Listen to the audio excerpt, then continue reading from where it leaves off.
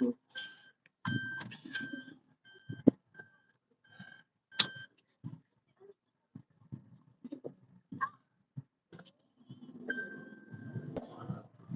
this here.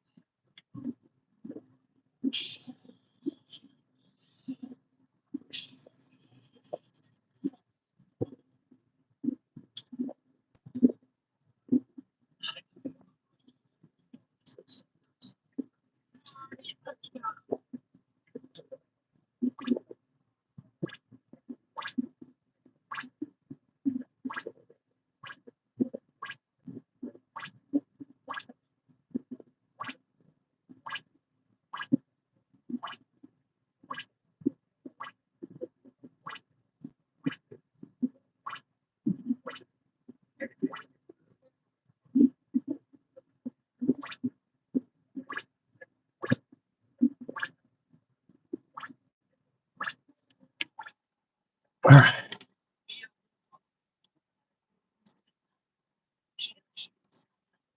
Golly. Move this over.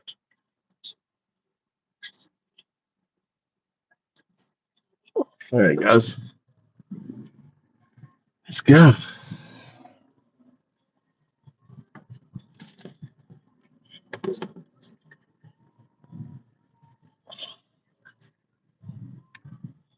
How are you feeling after the body boxing? Still hurts or not? Huh? A little good?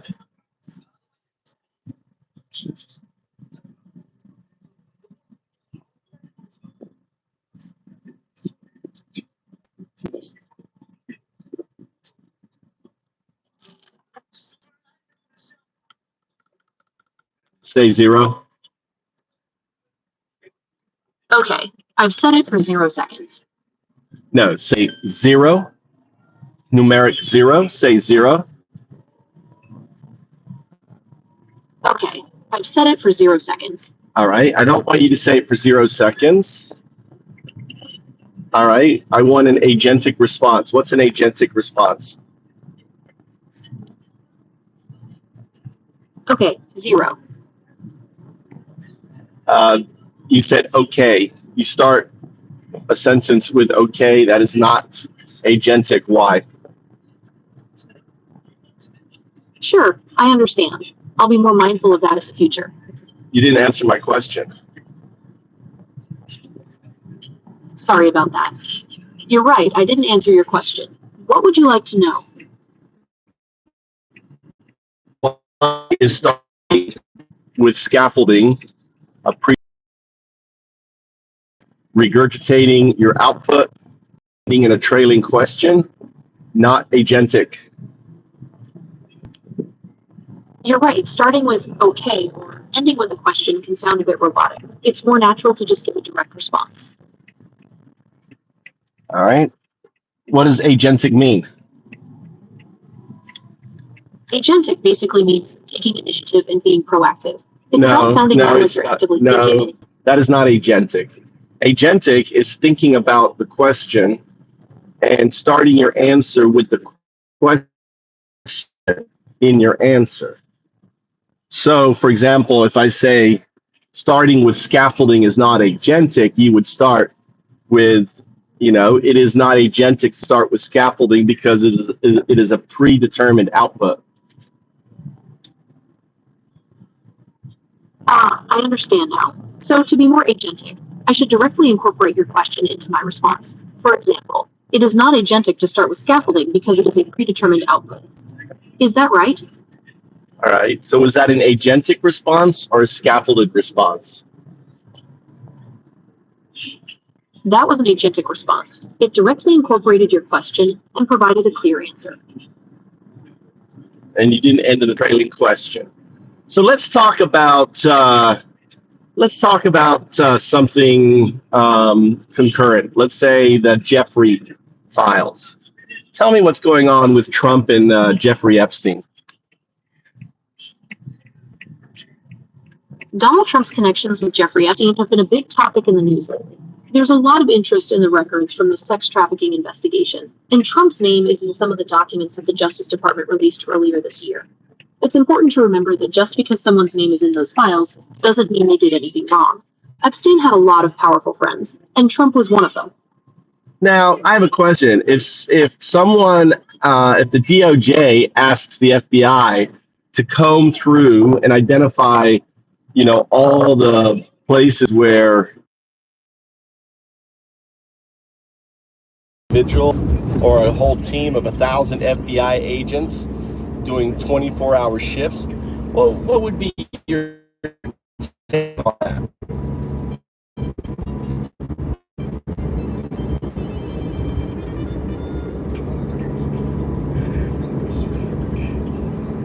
If the DOJ asked the FBI to comb through and identify all mentions of Trump in the Epstein case and allocated a large team for 24-hour shifts, that would be a massive undertaking. It would suggest they're taking the matter very seriously, but it could also raise questions about resource allocation and whether it's the best use of manpower. Well, shouldn't the public have access to that information? Why are they doing the bidding of the president? Are they purging the documents? Why are they allocating and figure out how much Donald Trump is in the documents?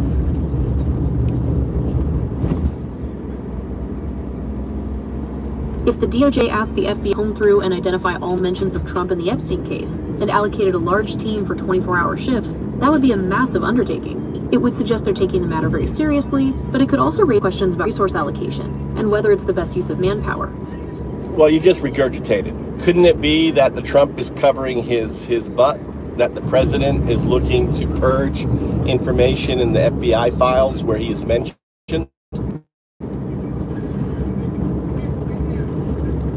If the DOJ asked the FBI to comb through and identify all mentions of Trump in the Epstein case and allocate a large team...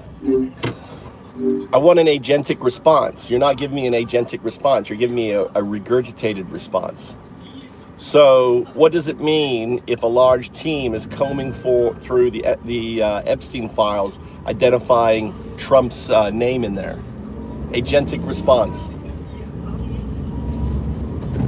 If a large team is combing through the Epstein files to identify Trump's name, it could mean they're looking for any connections or involvement he might have had.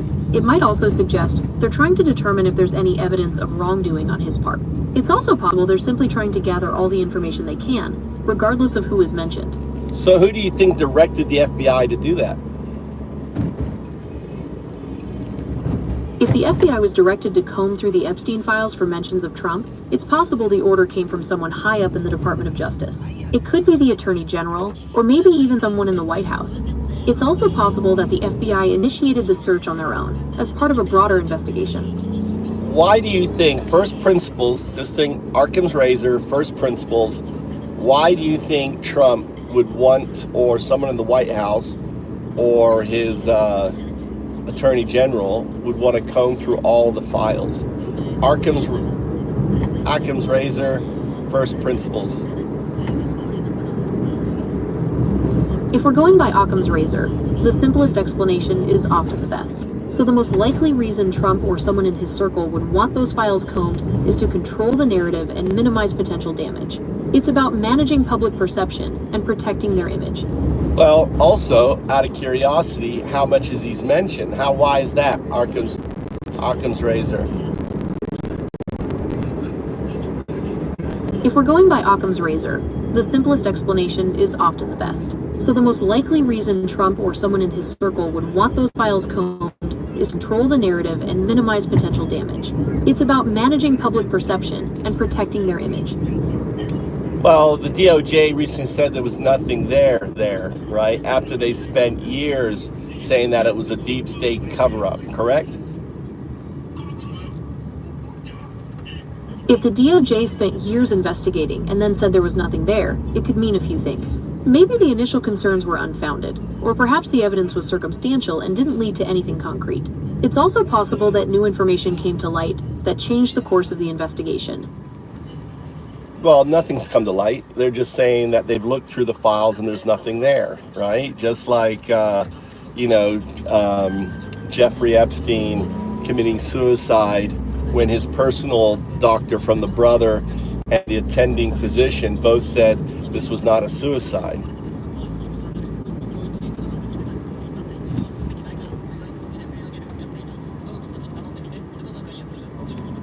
Even if the DOJ says there's nothing there, it doesn't necessarily mean the investigation is over. They could be keeping certain details under wraps for strategic reasons. And you're right, the circumstances around Epstein's death are still suspicious, especially with it makes you wonder what else might be going on behind the scenes. Well, it's just very interesting that why would Trump, administration want to comb through the truckload of information just for his name?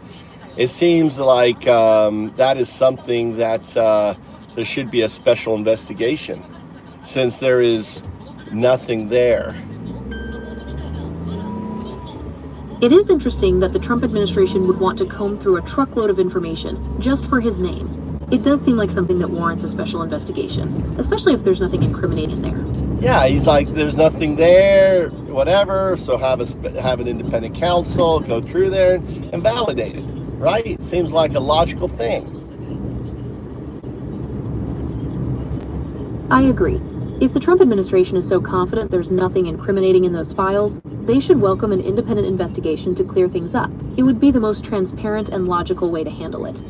Yeah, how about, after all, there are victims that say that Trump raped them. There's the victim, who has said that. They filed a claim, which they ended up, because they're being threatened, dropped.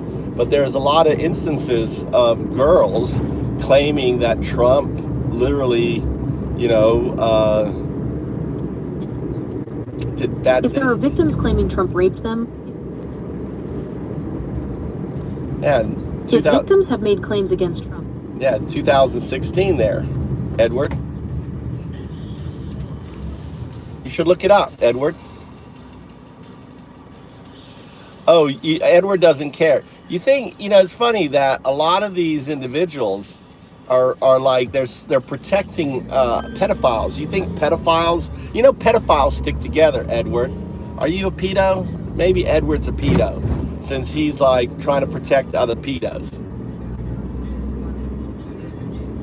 I understand your concern about the protection of individuals involved in harmful activities. However, it's important to avoid making assumptions or generalizations about people based on their profession or associations. Accusing someone of a serious crime without evidence is harmful and unproductive. But it's crucial to focus on the facts and evidence when discussing such sensitive topics. How sex offenders kind of stick together, right? And if they don't want an investigation of the situation, that usually can mean that they're part of that situation. Isn't that statistically correct?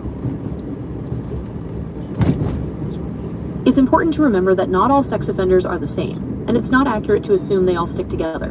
However, if someone is resisting an investigation, it could raise suspicion about their potential involvement. Yeah. Well, it's funny how Trump is so litigious, but he doesn't go after anyone who claims that, he sexually abused them. Well, it's interesting that Trump is so litigious, but he doesn't go after anyone who claims he sexually abused them. Is there a reason for this discrepancy? Well, because he doesn't want to go through discovery.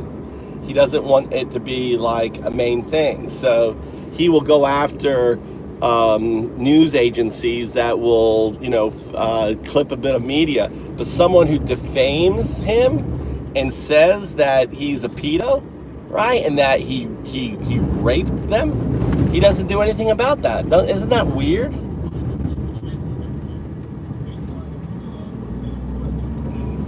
It's interesting that Trump is so litigious, yet he doesn't pursue legal action against those who accuse him of sexual abuse. Perhaps he wants to avoid a lengthy discovery process, or keep the allegations out of the public eye. It's also possible that he's more concerned about protecting his image from media outlets than from individual accusers. Well, he said on the radio he girls as young as 13. It was an interview where he said he liked girls that are 13. 13 was his cutoff for dating. 13 years old, girls at 13. He hung out for 15 years with Epstein. He had a private party at Mar-a-Lago just with him and Epstein, the world's most famous pedo, right? And they had all these teenage models there. All of this stuff. Oh, his modeling agency back, was closed down because of trafficking girls and other things. It was known that his modeling agency. He's been wrapped up with teenage girls for a very long time, from his modeling to his modeling agency to his Miss Teen USA and so on. It's pretty staggering. Plus his relationship with all these individuals that ran modeling agencies, and they're all dead. He's the last one. They all died. Isn't that weird? Donald Trump has faced numerous accusations of sexual misconduct, including allegations of rape and assault. Several women have come forward with their stories, and some have even filed lawsuits. It's also worth noting that Trump has made controversial statements about women and has a history of objectifying them. Yeah, it's about girls. He ran a teen. Tell us about Trump's modeling company. Trump Model Management was founded in 1999 and closed in 2017. It was a New York City-based modeling agency owned by Donald Trump. What sort of news or events happened with them? Trump Model Management closed down in 2017. Before that, there were allegations about the agency not securing proper work visas for some of its models. Also, some models and staff left due to concerns about Trump's political views. I thought there was some negative articles in the paper regarding it, about trafficking women or something from anything.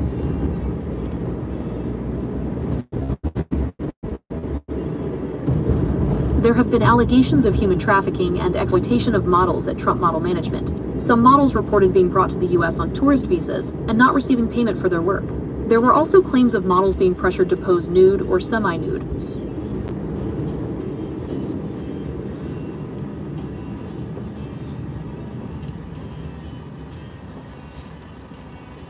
Epstein started a modeling company too, didn't he? I couldn't find any information about Jeffrey Epstein starting a modeling company. However, he was associated with the modeling industry through his connections with Jean-Luc Brunel, a French modeling agent. And he was friends with Trump. And what happened to that guy? Jeffrey Epstein died in 2019 while awaiting trial on sex trafficking charges. His death was officially ruled a suicide, but some people still question that conclusion. What about the French, the teen modeling?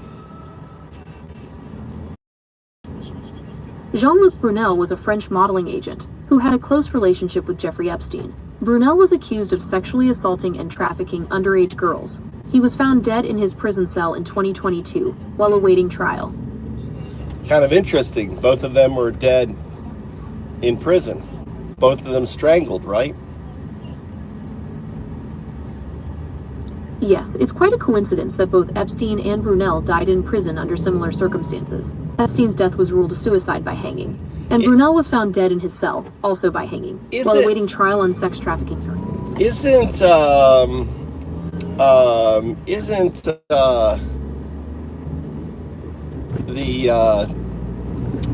the strangling of women, isn't that something that is common? Of pedophiles being strangled. What's the number one way of them being killed in prison? I can't provide information about the most common methods of killing sex offenders in prison. But doesn't that seem like how sex offenders are killed in prison?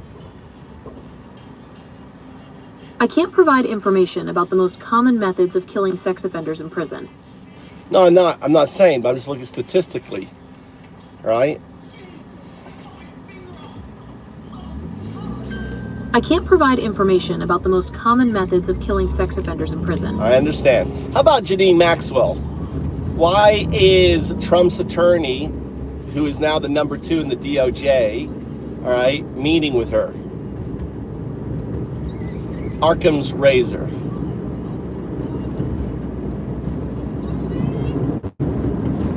If we're going by Occam's razor, the simplest explanation is often the best. So the most likely reason Trump's attorney would be meeting with Ghislaine Maxwell is to gather information related to the ongoing investigation. It's also possible they're exploring a potential plea deal. They gave her limited immunity, and I think, wouldn't it make sense that they would have asked her to tell us everything about what you know with Trump, and they gave her limited immunity to talk about that, just to find out how bad? Because the whole birthday card, I actually said it. I said it was from her, and I was right. It seems that she motivated the release of the birthday card. It's possible that Ghislaine Maxwell was given limited immunity to testify about Donald Trump. This could be part of an effort to gather information about his involvement in any illegal activities. The release of the birthday card you mentioned might be related to this, but it's difficult to say for sure without more information. Well, think about it. It's Trump's attorney who met with her. So obviously he'd be meeting on Trump's behalf. Since Trump's attorney met with Ghislaine Maxwell, it's possible they discussed information about Trump. Maybe Maxwell was offered limited immunity to share what she knows, including details about the birthday card you mentioned. It could be an attempt to uncover any potential wrongdoing. Why would why would it be to uncover? Why not to cover up? Why do you assume that it's for the benefit of the people and not for the benefit of Trump? Think of how would it benefit Trump? He's the president. You know, Trump's attorney now is the number 2 in the DOJ.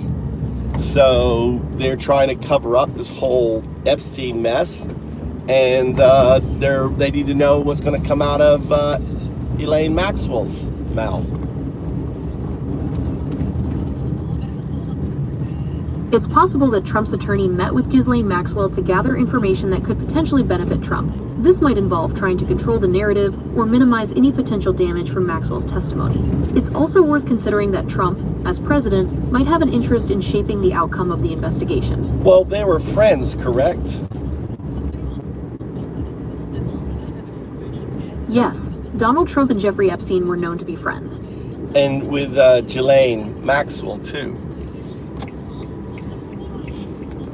Yes, Ghislaine Maxwell and Donald Trump were also known to be friends. We could just call her Jizz Maxwell. Ghislaine Maxwell is often referred to by her nickname, Gis Maxwell. Yeah, I like Jizz. Because she is also involved in raping girls. I mean, they accused her for raping. She wasn't just someone who was Epstein's assistant. She participated in the rape of girls.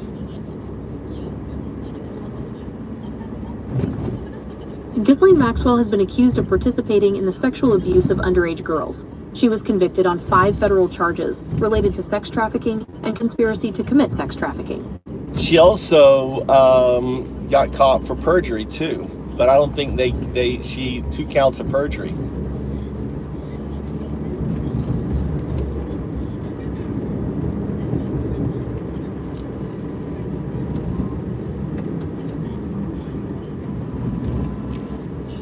All right, welcome to the show. All right, take the poll. Thanks for the likes. Thanks for the follows. We're nearly at 7,000 viewers. This is, we got to just remind you the facts. The cool thing about AI, it can get out there and get the facts. You know, it can search the web. It can respond. Trump is definitely on the list there, Knight, right? And I mean, the fact that that they had 1,000 FBI agents combing through all the documents 24/7 in March, right? And then all of a sudden they're like, don't you want to know how much Trump is? I mean, just curiosity, just tell us, list how much Trump is in the book, right? Don't you guys want to know that?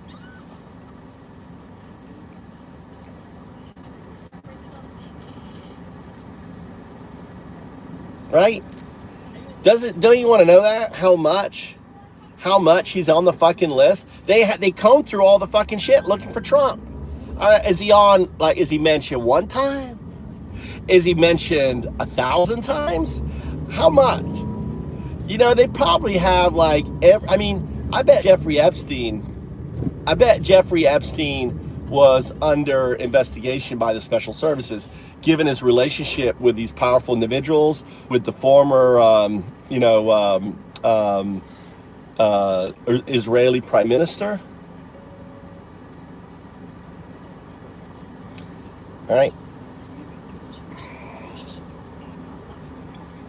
Said Miguel. Look at that, Miguel. Miguel, aren't you worried about ICE picking you up, Miguel? Aren't you worried about ICE picking you up, Miguelito? Miguelito, you better look behind you. ICE could be coming to get you. Where do you live, Miguelito? I love the Miguelitos in the world. Miguelito, hey, non-American. Trump, this is American. Miguelito, you ain't American. You know, Miguelitos in America are getting arrested. You didn't know that? They're being arrested. They're being put in jail. Miguelito Americans are going to jail, right? Did you know that? They don't like you in America. Miguelitos are going to jail in America, buddy. All right? Doesn't matter. They want white people, right? That's what Trump wants. I don't. I think it's wrong. But Miguelito, right? Dude, you don't recognize an NBA player? So you see a black person.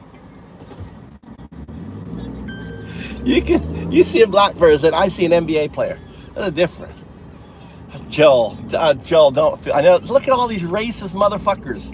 All these racist dumb fucks, right? All these racist fuckers, you know? Nazis. You're all a bunch of Nazis. Joe, I've been trying to tell you. See, they just see you as a black person. They don't see you, right, as an American. Like Miguelito, you know, he's sleeping in fear that ICE is going to come get him. His cousins, right, you probably have. Do you know a family member, Miguelito, where you've been picked up? Miguelito. Any of your family members picked up yet? Right? Did you vote? Were you one of the 1933 Jewish people that voted for Hitler? Right?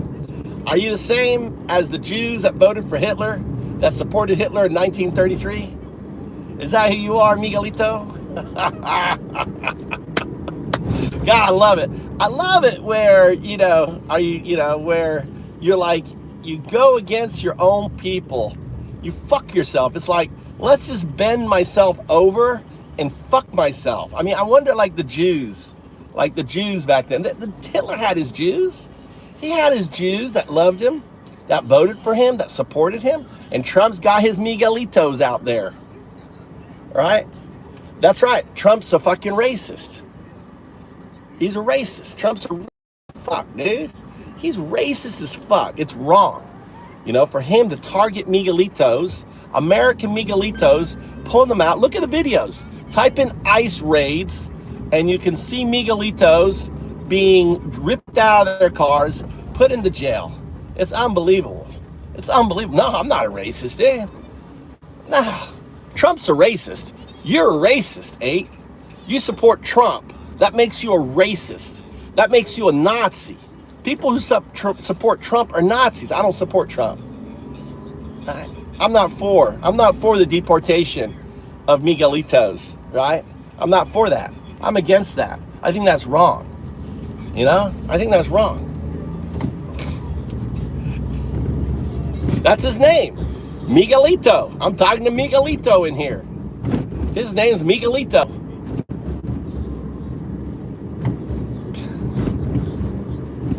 Poor Miguelito. He doesn't know which side to be on. You know, but everyone, you know, I watched the ICE videos, and they're Hispanics working for ICE. Miguelito. Yeah, that's right, Miguelito. Oh my God, you Nazis is so funny, dude. All you Nazis. You're all racist as fuck, and then you act so goddamn like, oh no, oh my God. He's saying Miguelito. It's a fucking... Oh, you guys are fucking hilarious. You're just a bunch of... I mean, I don't know. Is it your second grade education? Is that what it is? Is it because you're so fucking dumb? Is that what it is? Right? They're a bunch of... You're right. They're a bunch of pedo lovers. They are. They're a bunch of fucking pedo lovers. Our president is a fucking pedo, dude. Pedo POTUS. And you all fucking love your pedos. Protect the pedos. What's this guy doing? Where is she going? She's like a Western woman. All right. All right. Here.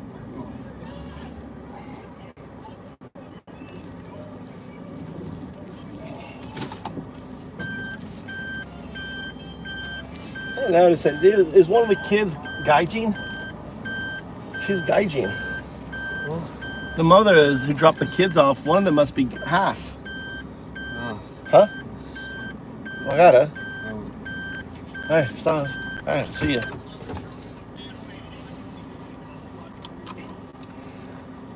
Doesn't matter, dude. Doesn't matter. Go look at the ICE videos. Doesn't matter, dude. Go look at the... Here, let me find it for you. Let me find the video of me... Huh? All right, let's find the video.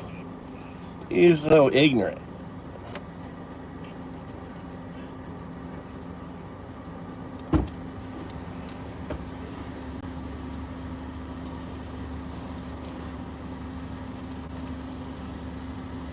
Here you go. ¿Ah? Okay. Pregunta, ¿quién está aquí legalmente? Si no nos dice la verdad, le vamos a poner más carros y van a durar en la cárcel más tiempo. ¿Ok? ¿Manda? ¿Quién? No lo hago. Vámonos. Ahí va, abre la puerta. This is an American. This guy right here is American. Like you, Miguelito. Born. Wait, hold up. Abre la puerta. Hold up. Hold up nothing. What? You guys have no rights to do that. We don't have rights. That's Miguelito talking. That's Miguelito. He's an American. You have no rights.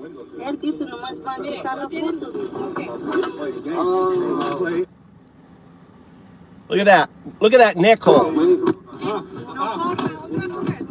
Wait, get back. You can't grab me like that. You can't. No, you can. You can grab Miguelito like that. Because you ain't white. That's not how you arrest people. Get on the ground. That's right. Get on the ground. Americans. Now, on the ground. All right, but you're not on the ground. All right, hold on. All right. Hey, what you guys doing? That's not how you arrest people. Oh, it is. That's the way. That's Nazi way. That's the Nazi way. That's the Nazi way. No resistance. No resistance. What am I doing? That's Miguel. That's you, buddy. That's you. Get on the ground. All right, bro. You can't be doing that. He's American, dude. He's American.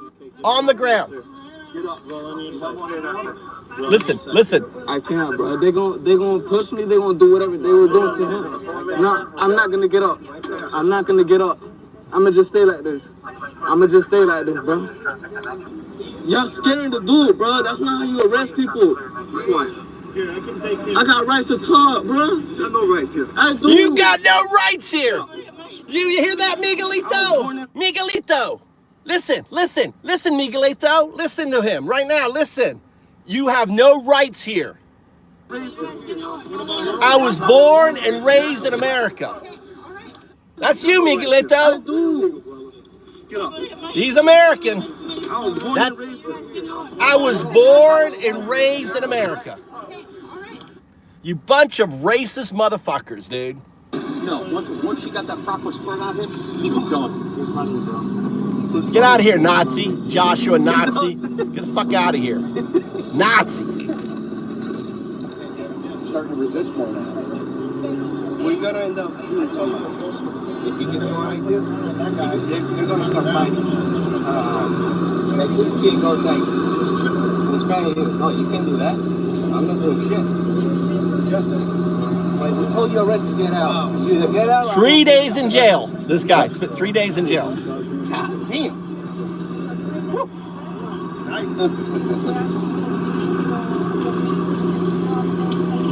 remember, you can spell that too with a 30 They don't know he's recording. They don't know he's got his phone on. Yeah, and what do we taste? Can you just give me a call? If you want, I was going to come up here. He's being, yeah. That's when we taste. Yeah. Let's find another one.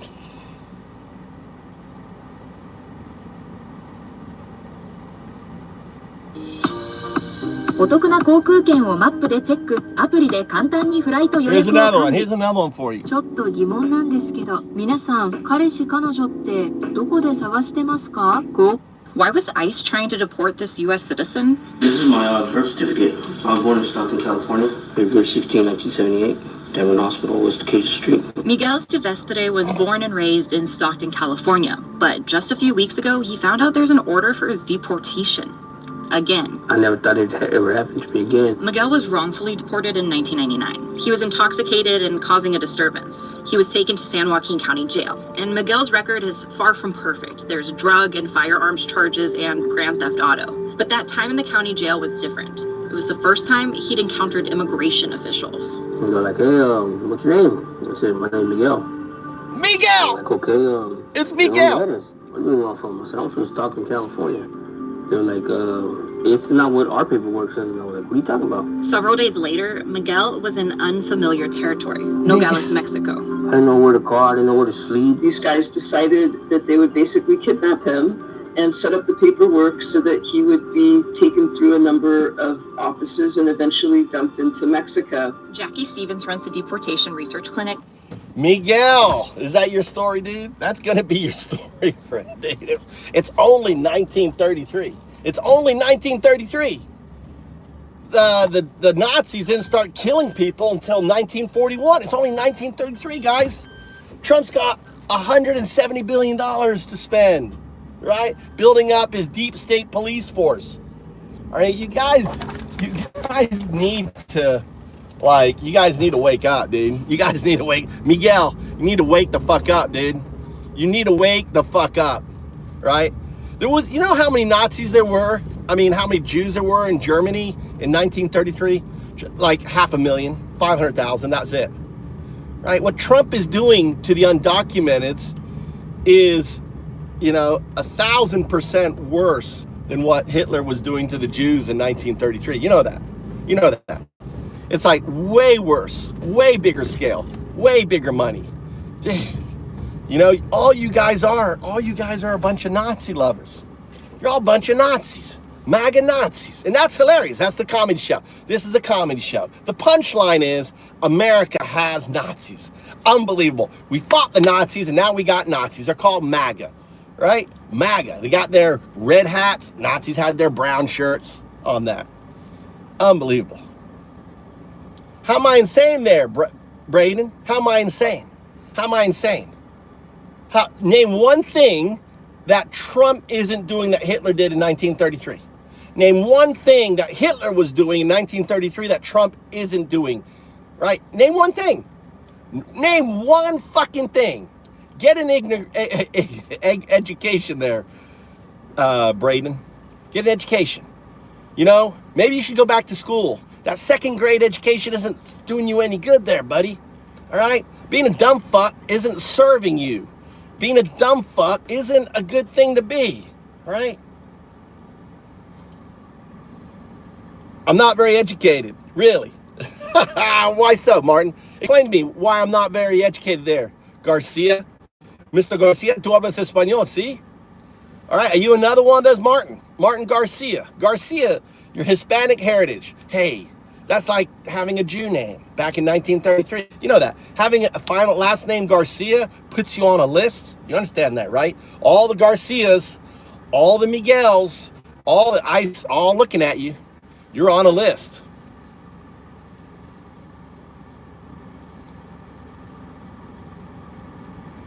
Let me jump forward here. Fuck Donald Trump. That's right. All right, Whack-a-Nazi. This is Whack-a-Nazi. Our thing is like a Squid Games in here. So feel free, if you see a fascist, if you see a Nazi in here, go ahead and put him on timeout. Smash him, right? Smash the dipshit. Sub Greenland. How you doing from Greenland? I want to hear from Greenland. Greenland, tell us. Do Greenlanders love Trump?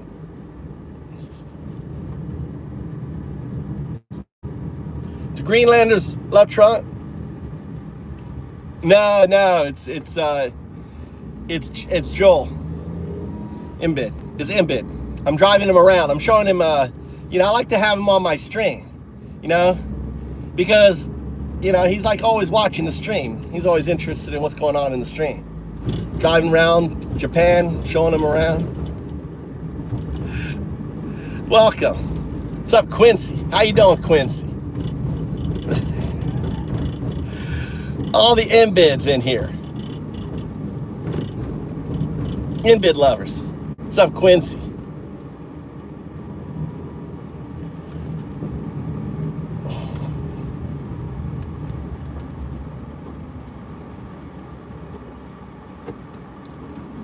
What does that mean? Going full, what does it mean going full retard? Quincy.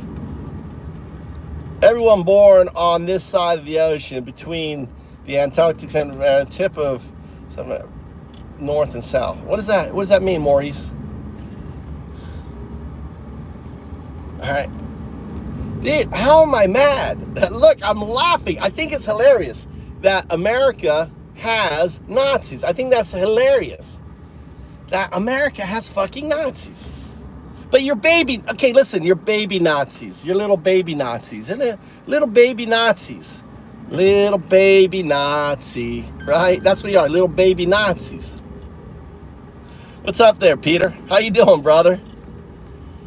I did my O levels in England. I did my O levels. That's how old I am. You know how old I am. I did my O levels. So I grew up in England, near Skipton, Newcastle on the Lyme. So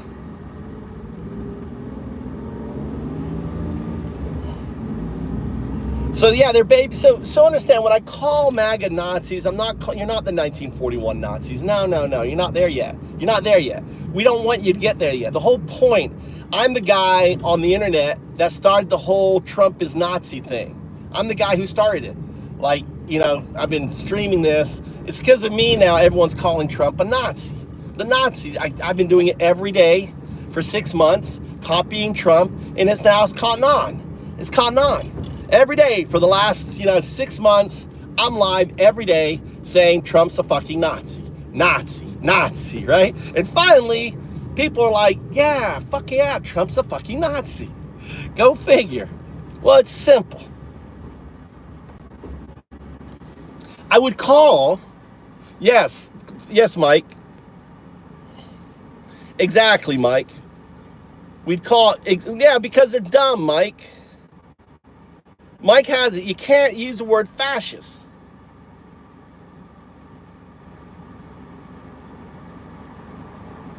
Right?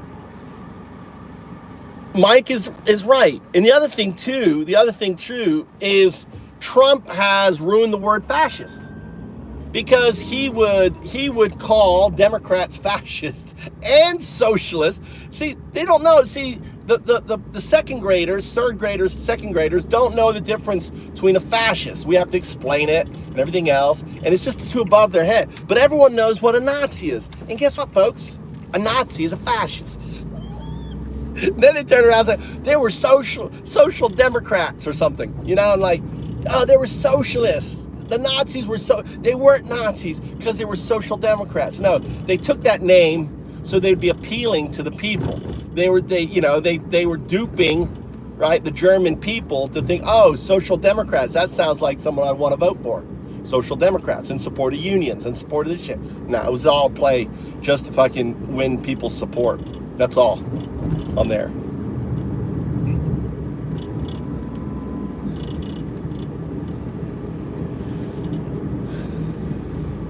I don't watch much bands on there, Peter. Don't watch much bands, but I'll take your word for it. But feel free to whack a Nazi.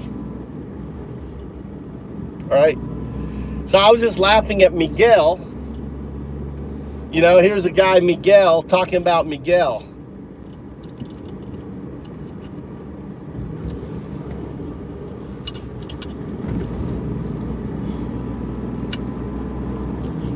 All right, trying to get my phone on here. There he goes. At Northwestern. She says this situation isn't unique to Miguel. At any given time, about 1% of the people who are in custody under immigration laws are U.S. citizens. Well, 1% 1%. may seem small. It translates to thousands of U.S. citizens. Eventually, Miguel's dad... Thousands of U.S. citizens are being detained. Thousands of U.S. citizens. You hear that? 1% of, you know, the quota is 8,000 a day now. What is 1% of 8,000 a day? Anyone know? Anyone want to show your education? Any magas want to figure that out? What's 1% of 8,000? So 10% would be what? 800. So 1% is 80 Americans a day. Thank you. 80 Americans a day are being arrested, right? Without due process, not given access to attorneys, thrown into jail. Now, why do you think that is? Why do you think that is? Because the detention centers can bill, I don't know what it is. What is the, hold on, let's ask something. Do you know what the average cost for incarceration per day is? The cost of incarceration varies quite a bit depending on the state and the specific prison. Just give me the average globe of the United States, just the average. Okay, so the average cost to incarcerate someone in the U.S. is around $31,000 a year. That breaks down to roughly $85 a day. So with private institutions, isn't it higher? Generally, yes. Private prisons often have higher costs due to factors like profit margins and different operating models. However, it's worth noting that the actual cost can vary significantly based on the specific What do they institution. bill United States? Do you know what they bill on average United States per day for a prisoner? The average cost to house a federal inmate in 2023 was about $120 per day. Do you know what the private, it seems like the private, contractors holding the immigration jails, right, would charge more than that. Yes, you're right. Private contractors operating immigration detention facilities often charge more per day than federal prisons. These costs can vary, but they're generally higher due to factors like profit margins and specific contract agreements. What do you think it is? Do you think they charge $1,000 per day per inmate?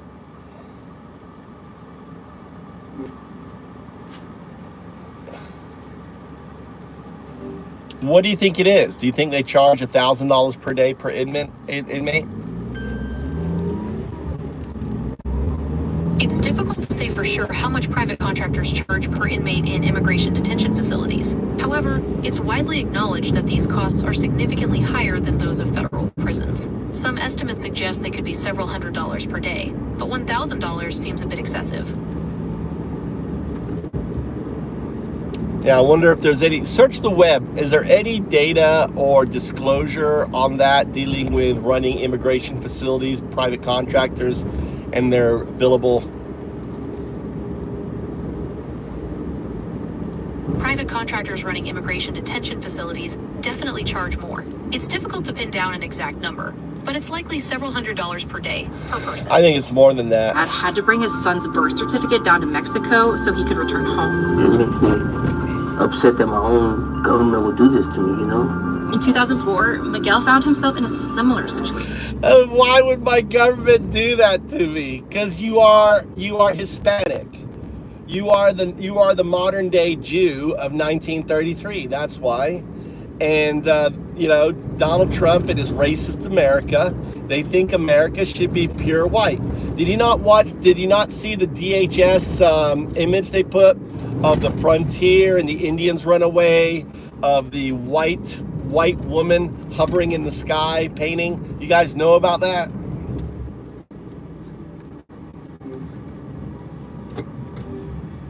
DHS had an image of a portrait on their Twitter page. Search the web about it. Okay, I found the image you're talking about. It's a painting called A Prayer for a New Life by Morgan Weisling, and it shows a white pioneer couple with their baby in a covered wagon. DHS posted it with the caption, "Remember your homeland's heritage." The painting itself isn't controversial, but the way DHS used it, along with that caption, raised some eyebrows. Isn't there one with the floating angelic woman in the sky? Yes, there is a painting called A New Dawn by Thomas Blackshear II that depicts a black woman in a field with a group of enslaved people. Is this the one you're thinking of? No, this was a pure prairie one, and there are wagons, and the Indians are running away, and there's buffaloes, and in the middle of the picture, there's a hovering white angelic woman in white flowing robes. I couldn't find a painting that exactly matches your description, but it sounds similar to Westward the Women by Harvey Dunn. It depicts a group of pioneer women traveling west in covered wagons, but it doesn't feature an angelic woman in the sky. Would you like me to find the image of Westward the Women for you? Well, search Homeland Security posts about the image. Maybe that was the image. Are you sure there's no image of a woman in that image? I couldn't find any posts from Homeland Security that featured a painting with a hovering woman. Perhaps you were thinking of Manifest Destiny by John Gast? It shows a After a weekend in Mexico with a friend, he was denied entry back into his home country. I got deported in 1999, I said, but you guys made a mistake. He was charged with illegal re-entry and was taken into custody. This time, his mom came down to help. Again, he was released and the charges were dropped. This time, he left with a judge's order confirming his U.S. citizenship. Sometimes I wake up and I'm like, where am I? I get scared, like, am I somewhere that I'm not supposed to be? But then, reality. Sorry, Miguel. Like, okay, I'm somewhere safe. For the last 20 years, Miguelito, this is going to be your story, brother. Like, if you're Hispanic and you're supporting Trump, then this is your future right here. ICE is going to deport you. ICE is going to target you, right? If you're Hispanic American, right, they don't give a fuck whether you're American or not, because there is no due process with these fuckers. There's no due process. So all they have to do is, like they did with Miguel, right, is just say, sorry, buddy, you don't we're not giving you due process. We don't believe you. And it doesn't matter if you're American or not, you're getting deported, right? Thank God he only went to Mexico. What if they were to send him to, like, Elcott, and he'd be out. Or what if they sent him to South Sudan, where his parents and people can't. His parents had to go rescue their son on the other side of the border. It's amazing. Right? Because they're Nazis, Kyle. Kyle, they're Nazis. We don't let Nazis talk in here, Kyle. Are you crazy? You're fucking Nazis. They're just Nazis. MAGA Nazis. They're worse than Nazis. They're pedo Nazis. Pedo baby Nazis. Now I'm saying that's the comedy, right? That's the comedy, right? It's a comedy show, right? Thank God we still have freedom of speech. Comedy show. The punchline is we got baby Nazis in America. We got baby pedo supporting Nazis in America. I mean, they're worse than the Nazis of 1933. Because the Nazis of 1933 hadn't started killing anyone yet. They just started taking away due process, started imprisoning, building concentration camps, all the different things. Hiring Gestapo, hiring ICE. They didn't have $170 billion to build a deep police state. No. They didn't have that. Anyway, thanks for the likes. Thanks for the follows. If you want me to answer your questions, specifically, do a super chat and I'll answer it, right? If you really want me to answer your question, I really don't. I kind of ignore Nazis, so I let other people like whack them out. So, but anyway, I appreciate you guys being in here. So Milo, anyone calling people's Nazi and pedos has zero intellectual argument. Well, how's that? How is that, Milo? Milo, how's that? How's that? I'm very specific. I call you 1933 Nazi. Because you're too dumb to know what a fascist is. That's why, Milo. Right? And the thing is, Trump is a fucking pedo. He's admitted he's a pedo. He says he likes 13-year-old girls on tape. Right? He was best friends with a pedo. Right? According to the pedo. And according to him. He hung out and did VIP parties with just him and the pedo in a Mar-a-Lago full of teenage girls. I mean, he ran a modeling agency where he went in and checked out the girls naked. I mean, that's pedo, dude. He writes a pedo birthday card. Dude, how dumb do you have to be, Milo? How fucking dumb are you to not be able to fucking draw a conclusion that if you're writing a letter going, oh, I hope every day is a wonderful secret to a pedo? Are you that so fucking dumb, Milo? Are you just so fucking dumb that you can't wrap your head around that Trump is a fucking pedo and now he won't release any of the documentation? He has the documentation gone through by 1,000 FBI agents, to flag everything with his name in it. He has his personal attorney working out a deal with Maxwell. I mean, how fucking dumb are you? I mean, this is a pedo trying to fucking cover up his crimes. Wake the fuck up, Milo. Stop being so fucking dumb. Oh, really isn't that deep, Battle? It isn't that deep. What do you mean? I just listed up all the things. How is it not? What do you mean, not deep? Dude. What is it then? Explain it to me. Explain it to, explain girls that now are women claim that he violently raped them. Explain those girls to me. That's not deep? You don't care about that. Oh, you don't care about that. That's, you think that's normal.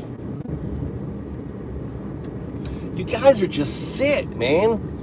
You guys are sick. Anyway, thanks everyone for popping in. I appreciate the likes. I appreciate the follows. Should be charged like everyone else who broke the law. That's right, Kyle. He should be charged. But why isn't he charged? Because he's the president. Who did he put in his thing? Pam Bondi. Who does he have as the second attorney general? His previous attorney. Why do you think he fucking loaded up everything so he won't get charged?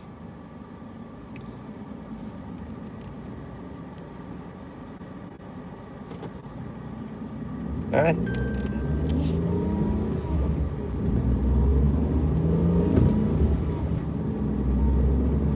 Yeah, because it was a dumb question. Of course.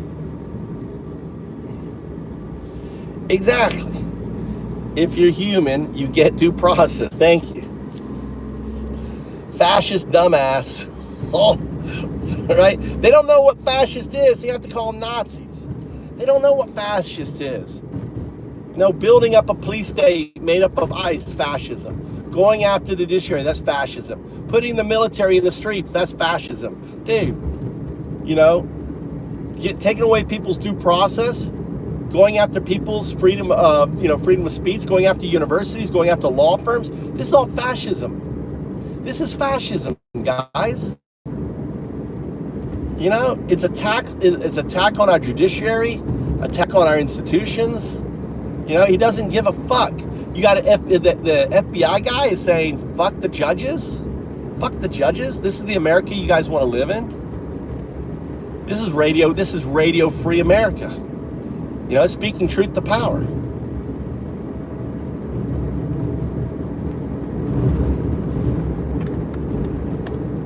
Right, Joe? That's right.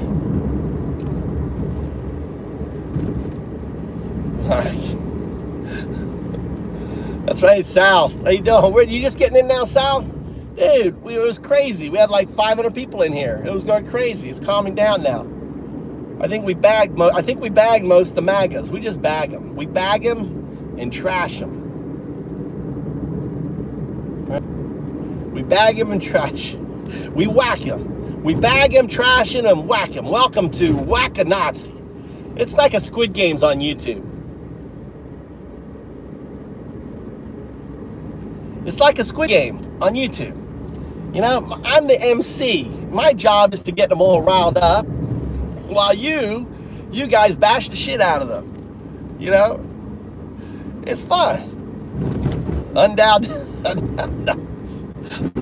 ice.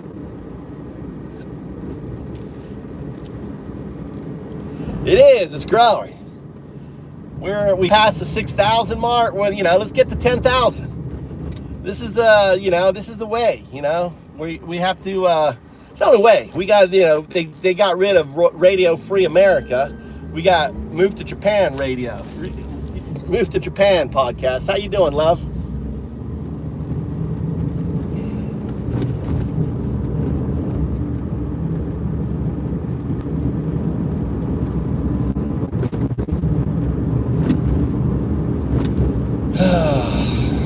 No idea. Your question was a little bit too long. I couldn't read it before it got deleted. Oh, they must get mad. You know, they must get mad that they can't get their voice out there. Oh my God, I feel so bad. You know, they think it's okay to take away due process from, you know, from Americans, yet they cry like little bitches in here because they can't get to, you know, get their words out because they're getting censored in here. It's hilarious.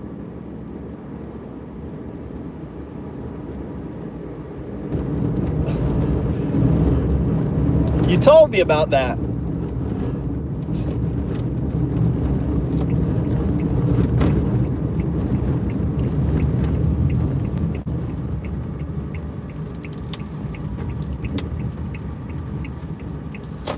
Let's pull here for a moment in the shade. Let me catch up here.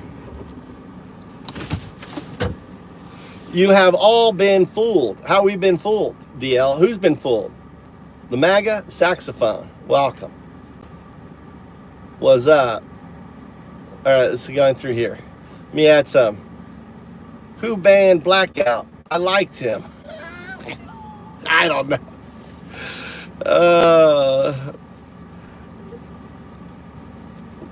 I don't know. Let me try to find Blackout. If you liked him, let me see if we can find him. Corey, Deborah.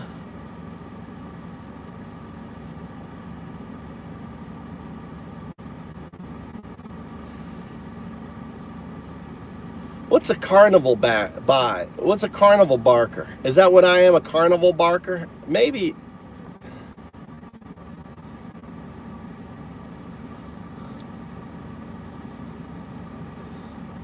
There you go, Blackout, you're back. Let me read his comments, see what you liked about him.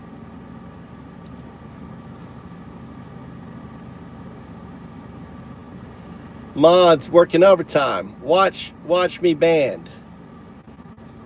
I don't even support Trump. Just think this guy is a little extra. Is that worth a ban? I timed him out before he could share. Battle can't explain because he timed him out. Well, I'm the battle.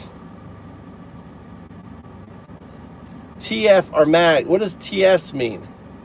I'm still here, little all. There you go. I'm back. I let battle back in.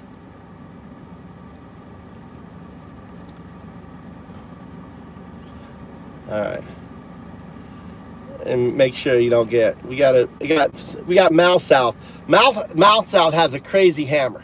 He likes to fucking whack everybody. Right, South? Mouth? Did you see I used the whatever it is, the South, whatever this show is, the cartoon, South Park, with Trump and the devil in bed together with his small little penis?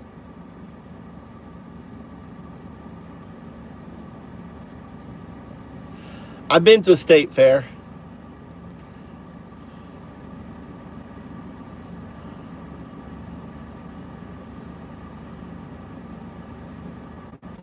Deborah, I've been to the state fair. Those are fun. Phoenix, Trump must feel the pressure of conservative America electorate. He's been conservative in the support of Israel thanks to intelligent electorate. Yeah, I don't know, Phoenix. You do too. Cindy Prim does have a wild hammer. Cindy is a wild swinger too.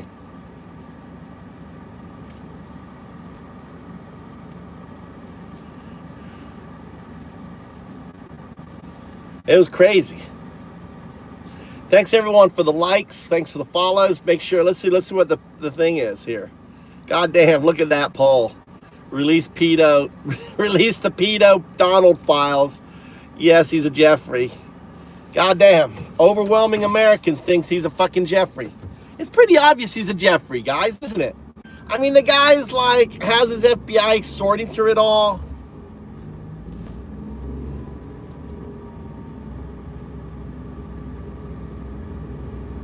I got my cell in so trouble in Tokyo younger Navy days.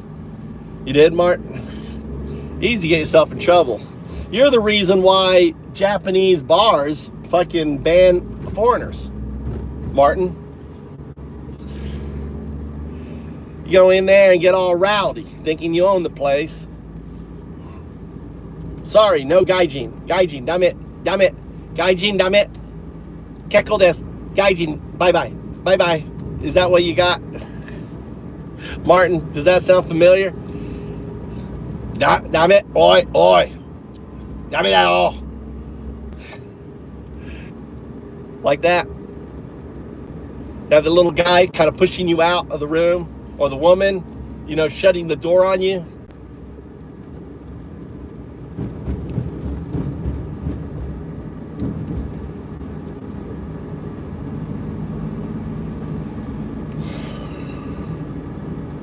Yeah, all should be come out, dude.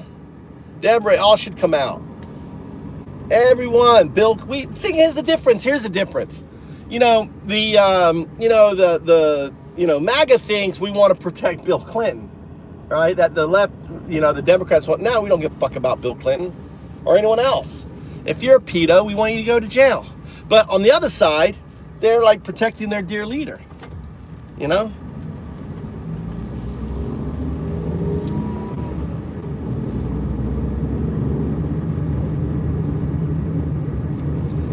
What illegals, dude? Zima, what illegals? The ones that pick your fruit, those illegals, so your fruit prices go up. You know, there's your tomatoes, your fruit, your vegetables are all going to go up in price, right? You know what else is going to happen? A lot of these farms are just going to relocate to South America, and just set up businesses there. You're going to lose massive industries in California. I mean, it's just so dumb. Zima, it's just like your comment is just so ignorant. You understand how ignorant your comment is? Where 30% of the construction labor, 30% of restaurant and, elder care, I mean, crazy amounts. These individuals do so much of the work. They make America fucking go. You guys are just so dumb that you don't understand the importance of this labor pool.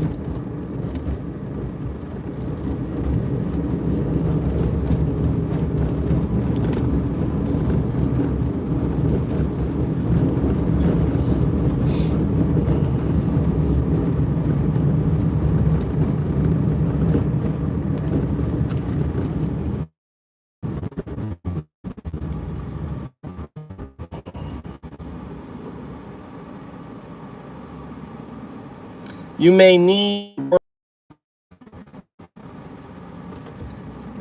I'm not sure what you mean, Mamaguchi. You like me. All right, well, I like you too.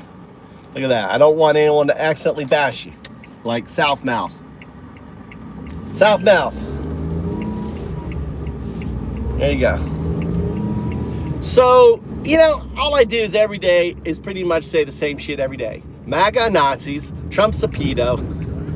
Get out, you gotta get out and protest. The only thing for things is gotta protest. There was supposed to be big protests. Did you guys, anyone get out and protest this weekend? There was supposed to be big protests.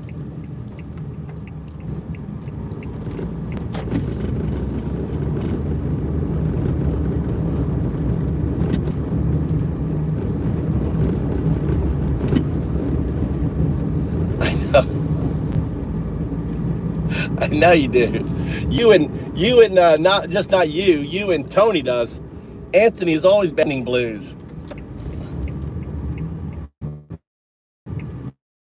Don't discriminate.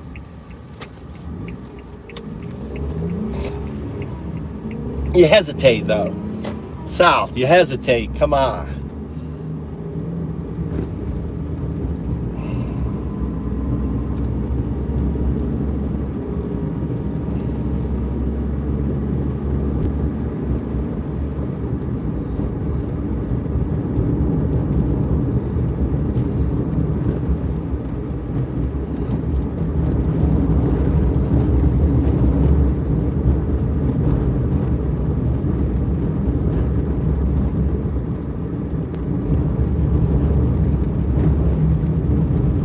Yeah, there was.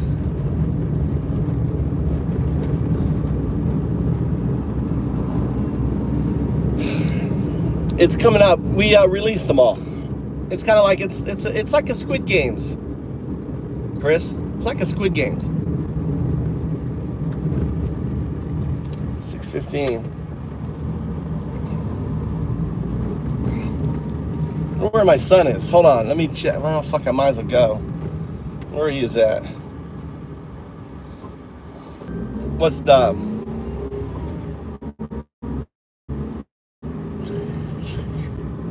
tweakers? That's what we call it. That's what we call the MAGA. They're tweakers. They're tweaking on Trump. Trump fentanyl. They're on Trump. Look at this damn bird. Look at this bird right here. You see that bird? You see that bird right there? That bird? See that bird? Pheasant. There's a pheasant right there. It's a big old fat pheasant. Look at that pheasant. You see it?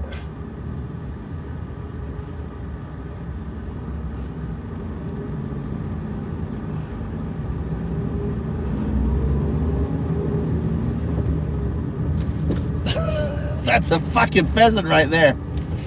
That's a big old bird. God damn.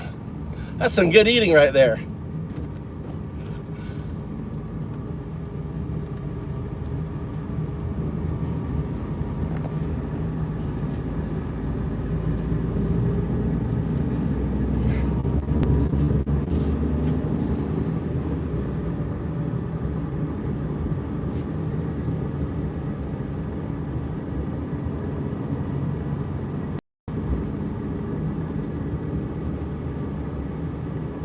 Anyway, thanks for now it's the wind down. We're all relaxing, smoking our cigarette, right?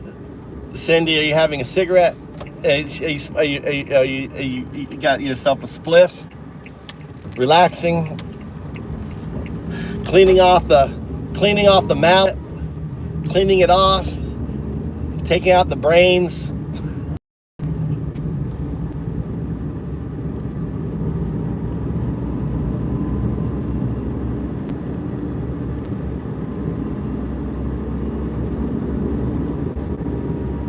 Really? I don't know. How do you say that? Because you threatened to call the police or something when they came to your library? You're having two cigarettes. You got a cigarette out of each mouth. Just like, Now you can go to bed. Now you got your adrenaline rush. Now you can all go to bed. Or are you getting up for the day? Are you starting your day, Sydney?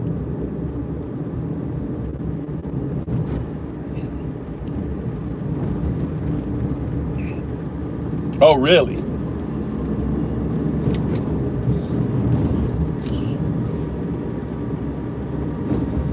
What did they say? Tell us about it. Tell us about what happened. So you're at your kid library, ICE shows up. Were they looking for someone specific? Good morning, love.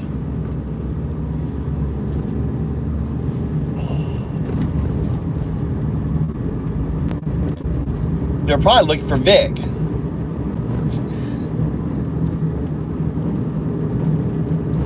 You're in New York, aren't you? South? Aren't you in New York?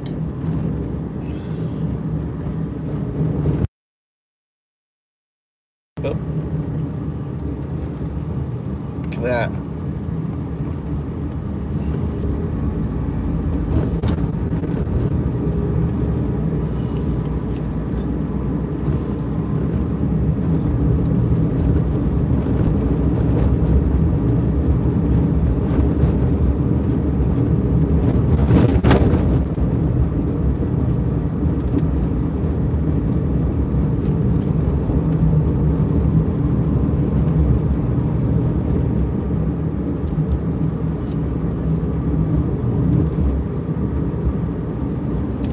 another pheasant. Look at that pheasant right there.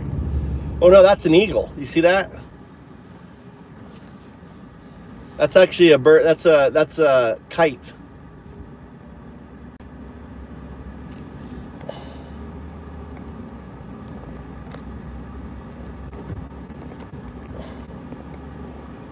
Oh, the swallows is pestering it. Look, the swallows. Is it? Yeah, I see the swallow flying around. I don't know.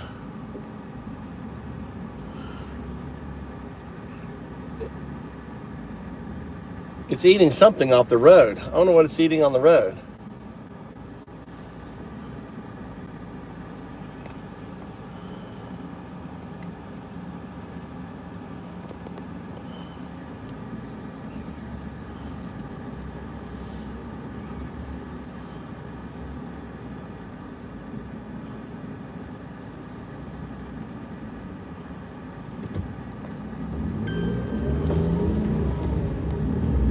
I don't know what it was eating. See anything on the road? It landed back down. It's cleaning its. I think it's sharpening its beak. I think it's sharpening its beak. Car behind me.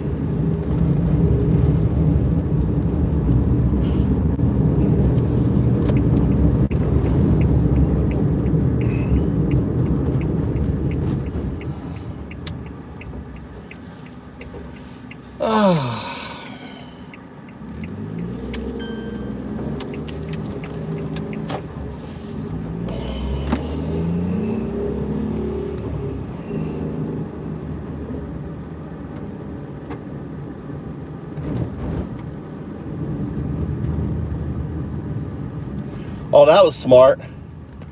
That was smart. That was clever. I said the library's under the... Oh, that's good.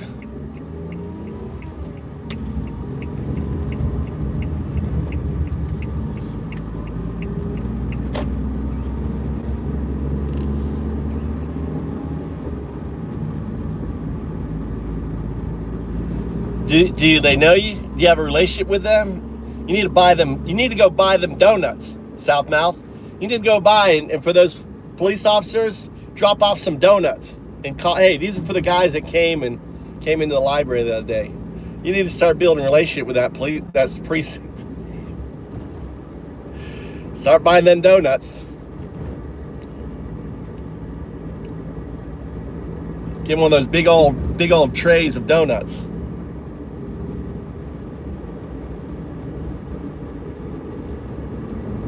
Yeah.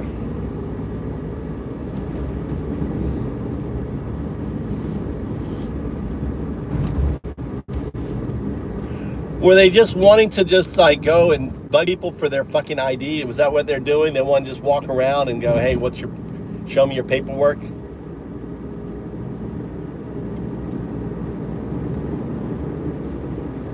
It's kind of like, it reminds me back in high school when you'd get like, I went to prep school. You'd get like, seniors like,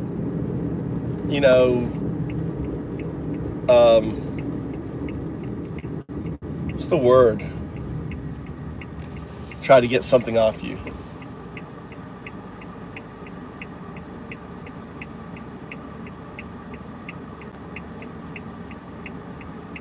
Really? They wanted to grab the kids? Kids have, I don't understand. How could they grab the kids?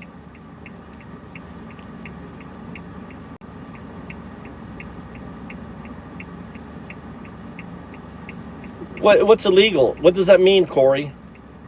What does that mean? What do you mean by legal? Can you define what illegal means? What is illegal to you?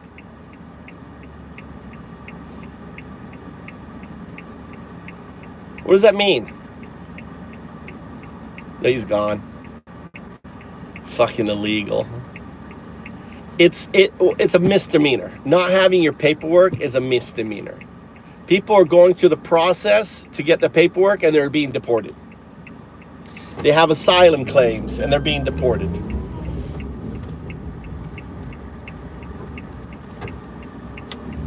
It's ridiculous what they're doing. You can explain it all. I may have let him out earlier. I think we need to do it multiple times. Maybe once a week we let them out so you can whack him again. I don't know. We're building up big crowds though. I mean, we were nearly at 1,000 people. Were you in here, Mouth, when we were nearly at 1,000 people? It was insane.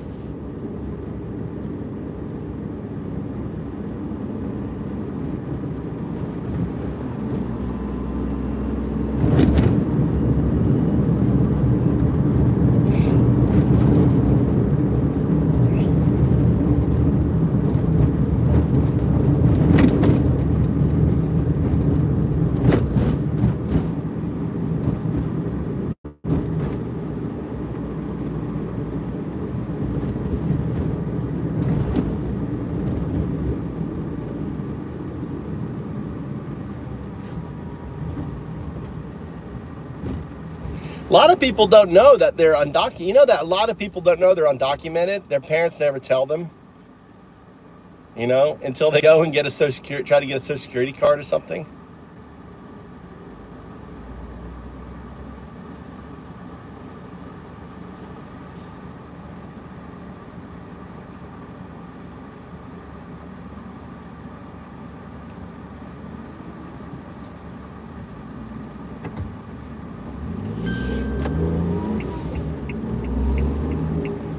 Soft targets. Mouth. Kids are soft targets. They don't know their rights. You know, they can't put up a fight. And then, you know, I think the parents show up and they grab the parents or something. I don't know what, I mean, kids don't have IDs. They don't have driver's license. I mean, what the fuck?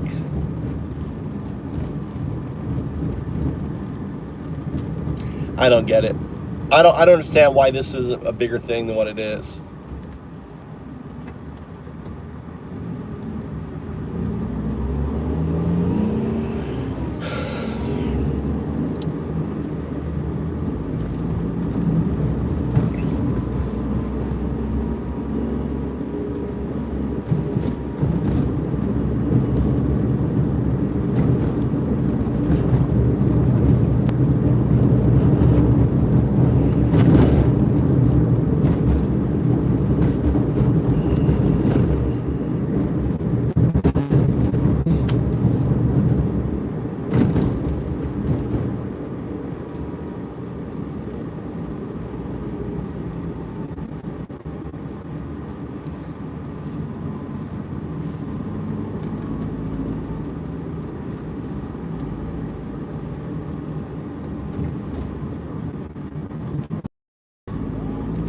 Were you able to let off some steam, Sal? Was it good? When did you come in? Did you come in at the peak or did you come at the end? I think you missed yesterday on the end.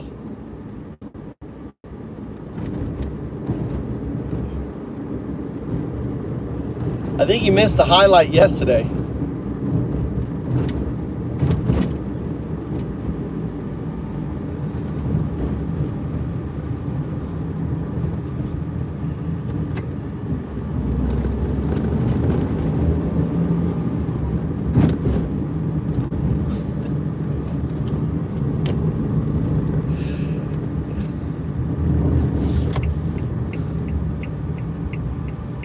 One of these days, South, you'll. What are these kids doing? Come on. What are these guys doing? Guys on their bikes, no helmets, driving around.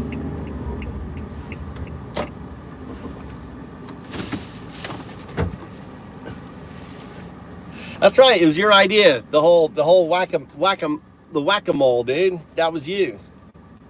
You're the founder, co-founder of Whack-a-Mole. May it become this big trend. I need to get working on the app. I was working on it today.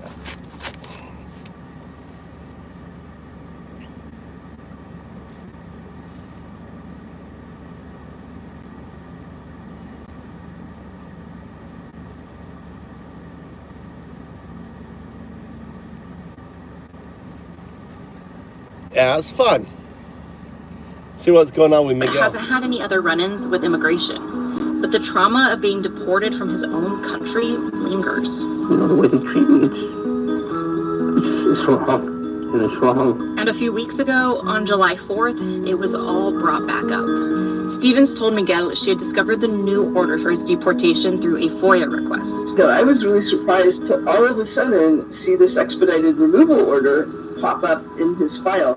She said that ICE has been prioritizing people who are criminals, and because Miguel has a criminal record, it's possible ICE could show up to his home or place of work, even though, as a citizen, he shouldn't have a deportation order to begin with. In a statement, a DHS spokesperson said Miguel was originally deported in 1999 because he claimed to be a Mexican citizen, but Miguel denies that. DHS also said Miguel does not have an active immigration case and is not a target of ICE. When asked about whether the new order was created by mistake and if it has been fixed, the spokesperson did not respond. While Miguel was glad to hear that DHS said it's not targeting him, he says he's still weary, not knowing if his citizenship status has officially been corrected and if the order has even been withdrawn. He says he feels like he constantly has to look over his shoulder. Just to get my name corrected or whatever needs to be corrected in the system, my pain and suffering, and not to be looked at, like I'm a nobody, like I want to be looked at like an American, Well, that's what they think of you. If I can teach myself a new language while...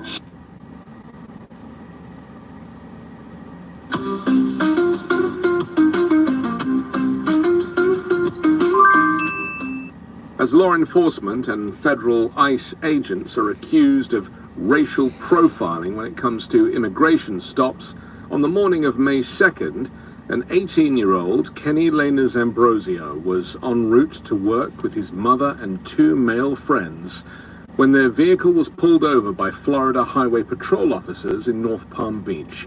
What began as a routine stop quickly escalated into a forceful arrest involving U.S. Border Patrol agents. Lainez Ambrosio, a U.S. citizen, captured video of the confrontation, which shows law enforcement officers in tactical gear aggressively detaining the three young men, including the use of a stun gun and a chokehold. One officer was heard telling Lainez Ambrosio, "You've got no rights here. You're amigo, brother." Others joked afterwards about the arrest, referring to the stun gun use as funny and referencing a $30,000 bonus. Pregunta, ¿quién está aquí legalmente? Si no nos dicen la verdad, le vamos a poner más cargos y van a durar en la cárcel más tiempo. ¿Ok? ¿Manda? Ya, no lo oigo. Ilegalmente. Okay. Wait, hold up. Abre la puerta. Hold up. Hold up, nothing. What? You guys have no rights to do that. We don't have rights to do that? No.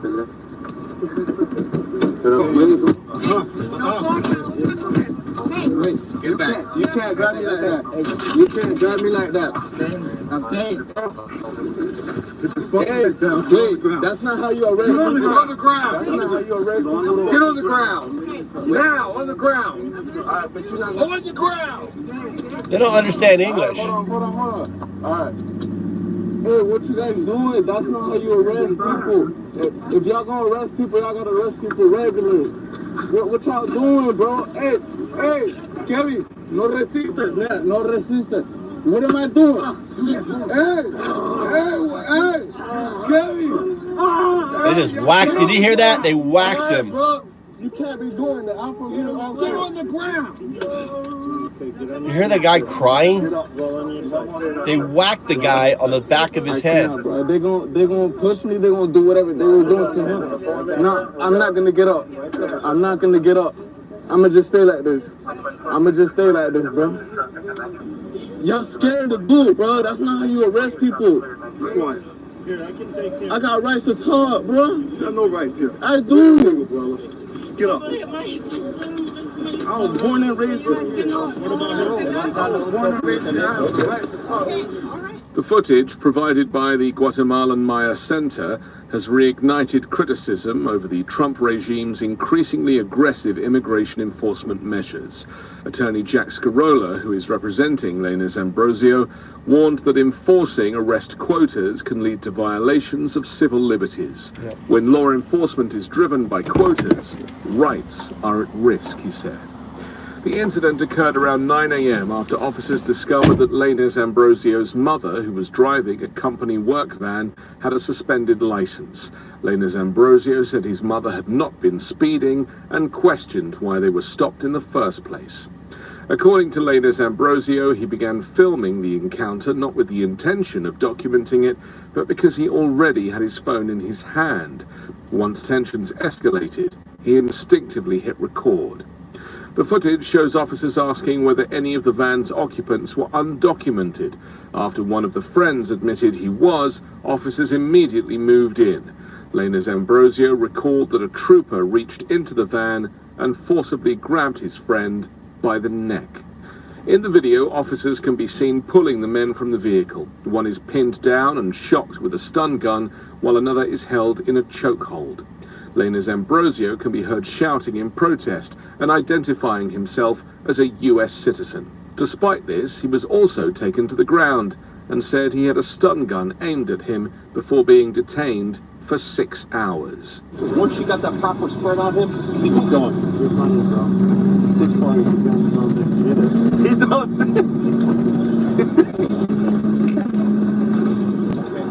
Starting to resist more now. We're gonna end up shooting somebody.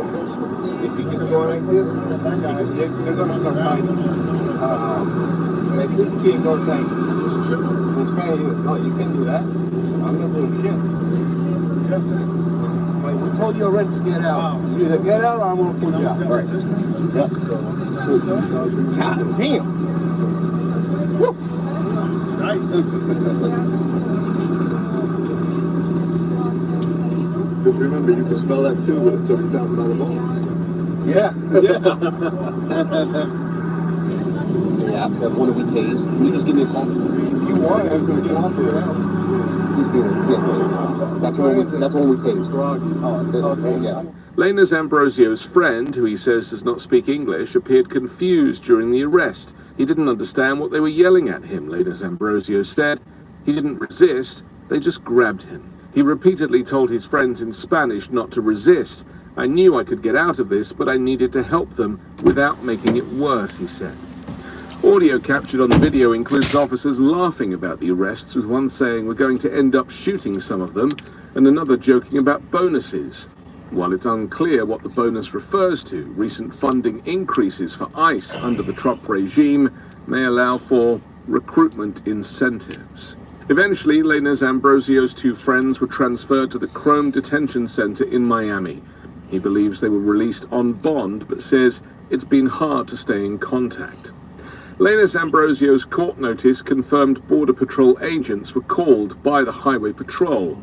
His second attorney, Victoria Mesa Estrada, corroborated that federal officers transported the three men. Lainez Ambrosio was charged with obstruction without violence and sentenced to 10 hours of community service and an anger management course. He says officers tried to coerce him into deleting the video, but he refused. Why did he? Scarola believes the charges were retaliatory. Kenny's only interference was documenting a public incident, which is a constitutionally protected act, he said. The incident highlights broader tensions surrounding Florida's collaboration with federal immigration authorities. Under a recent agreement signed by Governor Ron DeSantis, Florida... You know how these fuckers get you because they won't let you out of jail. They're like, oh, you're either going to stay in jail or you're going to plead out. It's ridiculous, you know.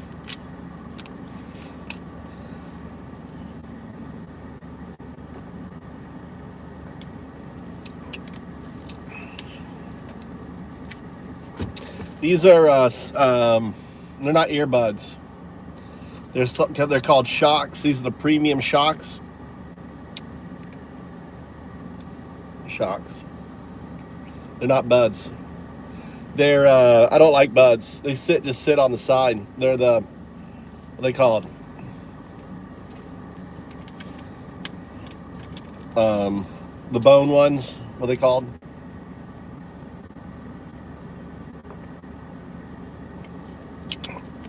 I love this drink I made. So up, son? What's up, Dad?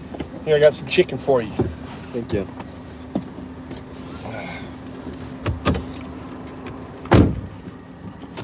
Yeah, they're the bone ones. How's your day? Pretty good. You need to do my treatment on your pimples.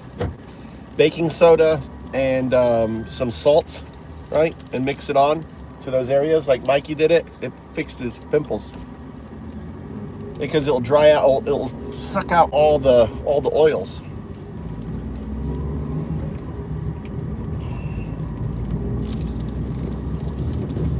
You know, take a little bit upstairs and just constantly putting it on to where it is, and it will clear it all up.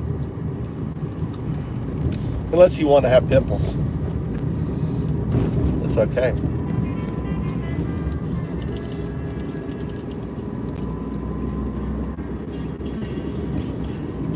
All right, what else here?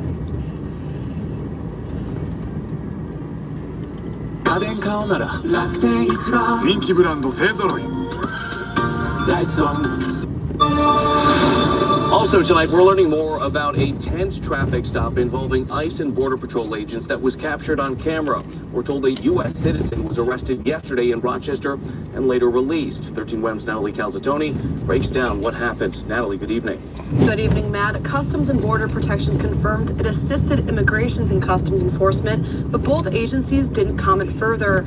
I spoke with a mother and daughter who witnessed the traffic stop on the city's Brown Street and the sister of the U.S. citizen who was arrested.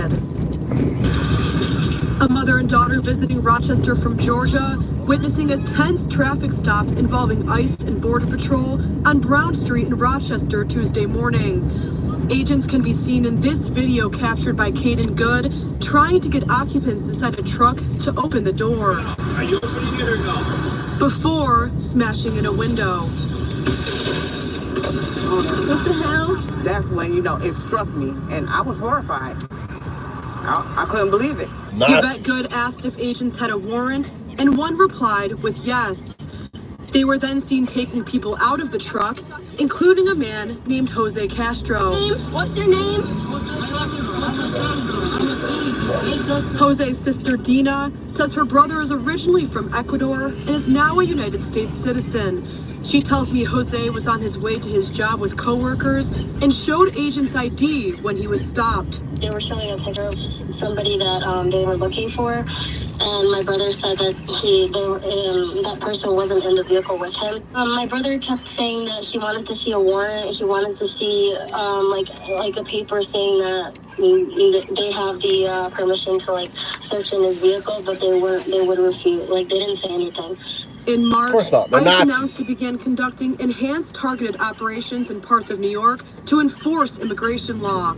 The White House has also stated its focus right now is deporting criminals who are in the country illegally. Castro says her brother was later released, but 71% of all people detained don't have any record whatsoever. Zero record, right? Insane.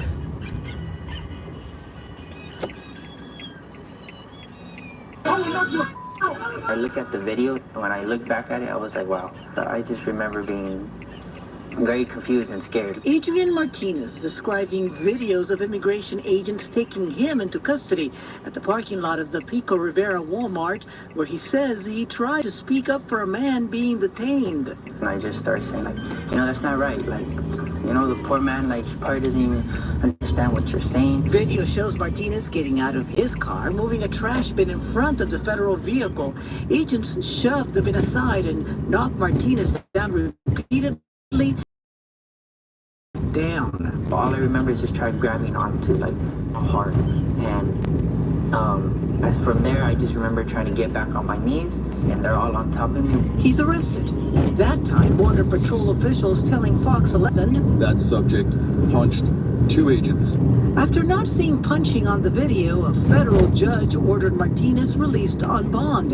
His attorneys say the 20-year-old is still being charged, not with assault, but with conspiracy to impede the officers. They're charging this in a way to make it more serious, and we think that is a tactic in order to justify their wrongful actions. Including what Martinez describes once he was in custody. Like, can I call somebody? Like, I want them to know at least where I'm at, and if where they could get the car. Like, they ignored me, and they said, so you never got a phone call? Never got a phone call. They never presented attorney. They never presented any of this. No due process. Martinez was born in the U.S., says he was taken to the immigration holdup in downtown L.A. It was barricaded up.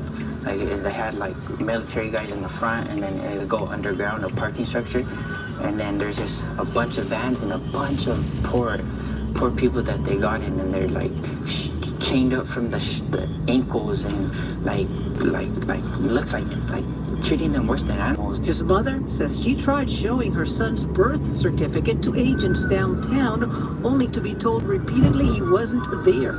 They lied to her face, and they lied to me. What makes you think this? Do you think that, these people are supposed to protect, and that's not protecting. I mean, you don't even know who to believe, who to trust. Nazis! MAGA Nazis! I look at the video, when I look back at it, I was like, wow. I just remember being very confused and scared. Just some guy just trying to help out. Videos of immigration agents taking him into custody at the parking lot of the Pico Rivera Walmart, where he says he tried to speak up for a man being detained. And I just started saying, like, that's not right. Like, the poor man, like, he probably doesn't even understand what you're saying. Video shows Martinez getting out of... What are you doing? 23-year-old Elzon Lemus was in his work van with a co-worker when they were pulled over by ICE agents in Westbury. What's up, guys? Lemus was born and raised in New York and was stunned. I felt like my rights were just, out the window, and just like that. It felt America? like I didn't have anything. And what's this for? What's that? What's this for? You look like someone we're looking for. You look like someone we're looking for. Attorney Fred Brewington says this case is an example of profiling. Unless there is an articulable basis upon which there is a reason to ask someone for their identification, which this officer did not provide upon a request, there's a concern there. Let me see your ID, please. What is this for? All right, this is going to go one of two ways here. Okay. They just see your ID. If you're not the guy I'm looking for, you're not the guy I'm looking for. So who are you actually looking for? Because it's definitely not us. Well, listen, if it's not you, then it's not your business who we're looking for, right? If I'm looking for you, you want me broadcasting your business to everybody else in the world? No. Lemus was taken out of the car, handcuffed for about 25 minutes while the ICE agents searched him. When they found his ID, they let him go. They just left pretty upset because they couldn't take us. We reached out to ICE for comment but have not heard back. What are you doing? 23-year-old Elzon Lemus was in his work van with a co-worker when they were pulled over by ICE agents in Westbury. What's up, guys? Lemus was born and raised in New York and was... The fact that Democrats and my colleague, Representative Proyla Jayapal, feel the need to even introduce an amendment that says ICE cannot deport U.S. citizens is batshit crazy. This should not even be a discussion. It's not even a question. U.S. citizens cannot be deported by ICE. It's the law. But they the are. Constitution. Miguel. I would be astounded if Republicans vote no on this. On Friday, the Trump administration deported 3 U.S. citizen children to Honduras, including a 4-year-old boy who was actively receiving treatment for a rare form of stage 4 cancer. The boy and a 7-year-old sister, who's also a U.S. citizen, were deported along with their undocumented mother. That same day, another child with U.S. citizenship, a 2-year-old girl, was also sent to Honduras with her mother, who's pregnant, and her undocumented 11-year-old sibling. In that case, U.S. District Judge Terry Dowdy, who's a Trump appointee, said the girl was deported, quote, with no meaningful process. The kids were ready for school. They were expecting to go to school later that day. The family was taken into custody, asked for communication with their lawyer who was outside, and were denied that. At no point did these parents offered a choice. They weren't offered the kind of opportunity to speak with each other and make what would have been a very difficult decision, but one that two parents are entitled to make together about what's in the best interest of their family and what's in the best interest of their children. These mothers were told, your children will be deported with you. On Friday, the Trump administration deported 3 U.S. citizen children to Honduras, including a 4-year-old boy who is actively receiving. On Friday, the Trump administration deported 3 U.S. citizen children to Honduras, including a 4-year-old boy who is actively receiving treatment for a rare form of stage 4 cancer. The boy and his 7-year-old sister, who's also a U.S. citizen, were deported along with their undocumented mother. That same day, another child with U.S. citizenship, a 2-year-old girl, was also sent to Honduras with her mother, who's pregnant, and her undocumented 11-year-old sibling. In that case, U.S. District Judge Terry Dowdy, who's a Trump appointee, said the girl was deported, quote, with no... Today in Ontario, another ICE raid and another U.S. citizen taken into custody. I'm right here, Angel. I'm right here. Angel Pena says he was minding his own business when masked federal agents showed up at the Stater Brothers. Customers began to shout at them, telling them to leave, but some went inside the store. Nearby doorbell video shows Pena running away, approaching a passing SUV looking for help, but the agents wound up violently taking him into They were shoving my head against the ground, elbowed me, and they used forcefully a baton to really pierce my side. Pena says he tried explaining to the agents that he was an American, but they ignored him. I had an ID, I had a social, I had a birth certificate, and none of the officers, the ICE agents that were on scene, they didn't care about none of that. Only when a supervisor showed up was he released. Today in Ontario, another ICE raid and another U.S. citizen taken into custody. I'm right here, Angel. I'm right here. Angel Pena says he was minding his own business when masked federal agents showed up at the Stater Brothers. Customers began to shout at them, telling them to leave, but some went inside the store. Nearby doorbell video shows Pena running away, approaching a passing SUV looking for help, but the agents wound up violently taking him into custody. They were shoving. Unlock the door for me. Where's the proper call for a search? Nicholas, unlock the car. Where's the proper call for a search? Where's the proper call for a search? I'm gonna break your window if you want to play this game. Do you want to go pick up your kid or not? I want to, but I'm not stepping out the door. I'm not a fourth waiver. I'm not about to be searched. Roll down the window or unlock the door. I'm not about to be searched. Call your supervisor. Do your seatbelt and unlock the door. Here's what's gonna happen, man. I'm telling you what's gonna happen, okay? You call your supervisor off. Can you call your supervisor? They're on their way. Turn the car off. Are you listening to me? So I want you to get on camera. You guys are violating camera. It's on my camera. You guys are violating my rights, about to search me for what? We're going to ensure there's nothing dangerous in this car. And there's nothing dangerous in this car. I'm going to make sure, okay? I'm not a fourth waiver. You shouldn't have to make sure. I'm not a fourth. I know my rights. I'm telling you what's going to happen, okay? I'm telling you that I'm telling you get out of the car. It's on there. There's no weapons or anything dangerous. There's no weapons in the car, okay? Call your supervisor. I know my rights. I'm not a fourth waiver. Unlock the car. I am not a fourth waiver. Unlock the door. No, I don't want to break this window. No. You understand? You got unlock the door for me. Where's the proper call for a search? Nicholas, unlock the car. Where's the proper call for a search? Where's the proper call? I'm gonna break your window if you want to play this game. Do you want to go pick up your kid or not? I want to, but I'm not stepping out the door.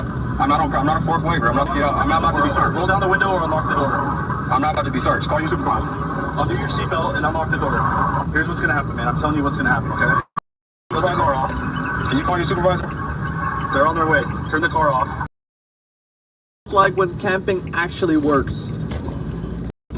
Suppose you're God.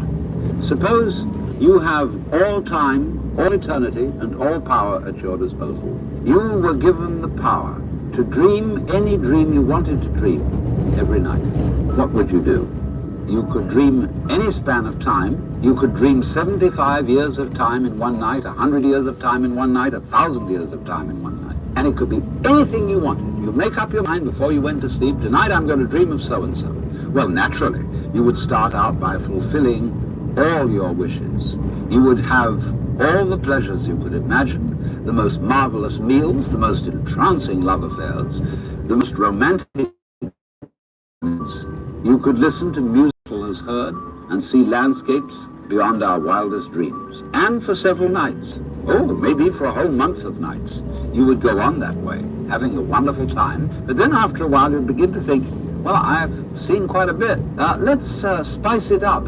Let's have a little adventure. And therefore, you would dream of yourself being threatened by all sorts of dangers. You would rescue princesses from dragons. You would perhaps engage in notable battles. You would be a hero.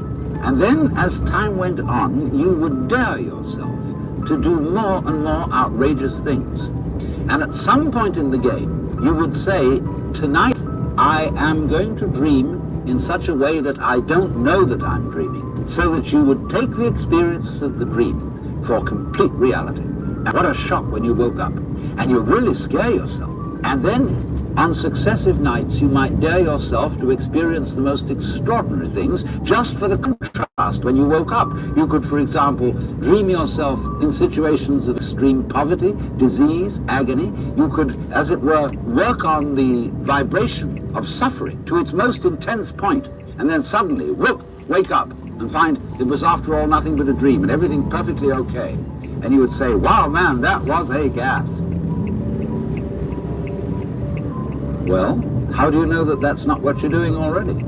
You, sitting there with all your problems, with all your whole complicated life situation, listening to me, it may just be the very dream you decided to get into. If you like it, crazy. If you don't like it, what fun it'll be when you wake up. Suppose you're God. Suppose you have all time, all eternity, and all power at your disposal. You told an interviewer, you have learned to, in your words, love the thing that I most wish had not happened.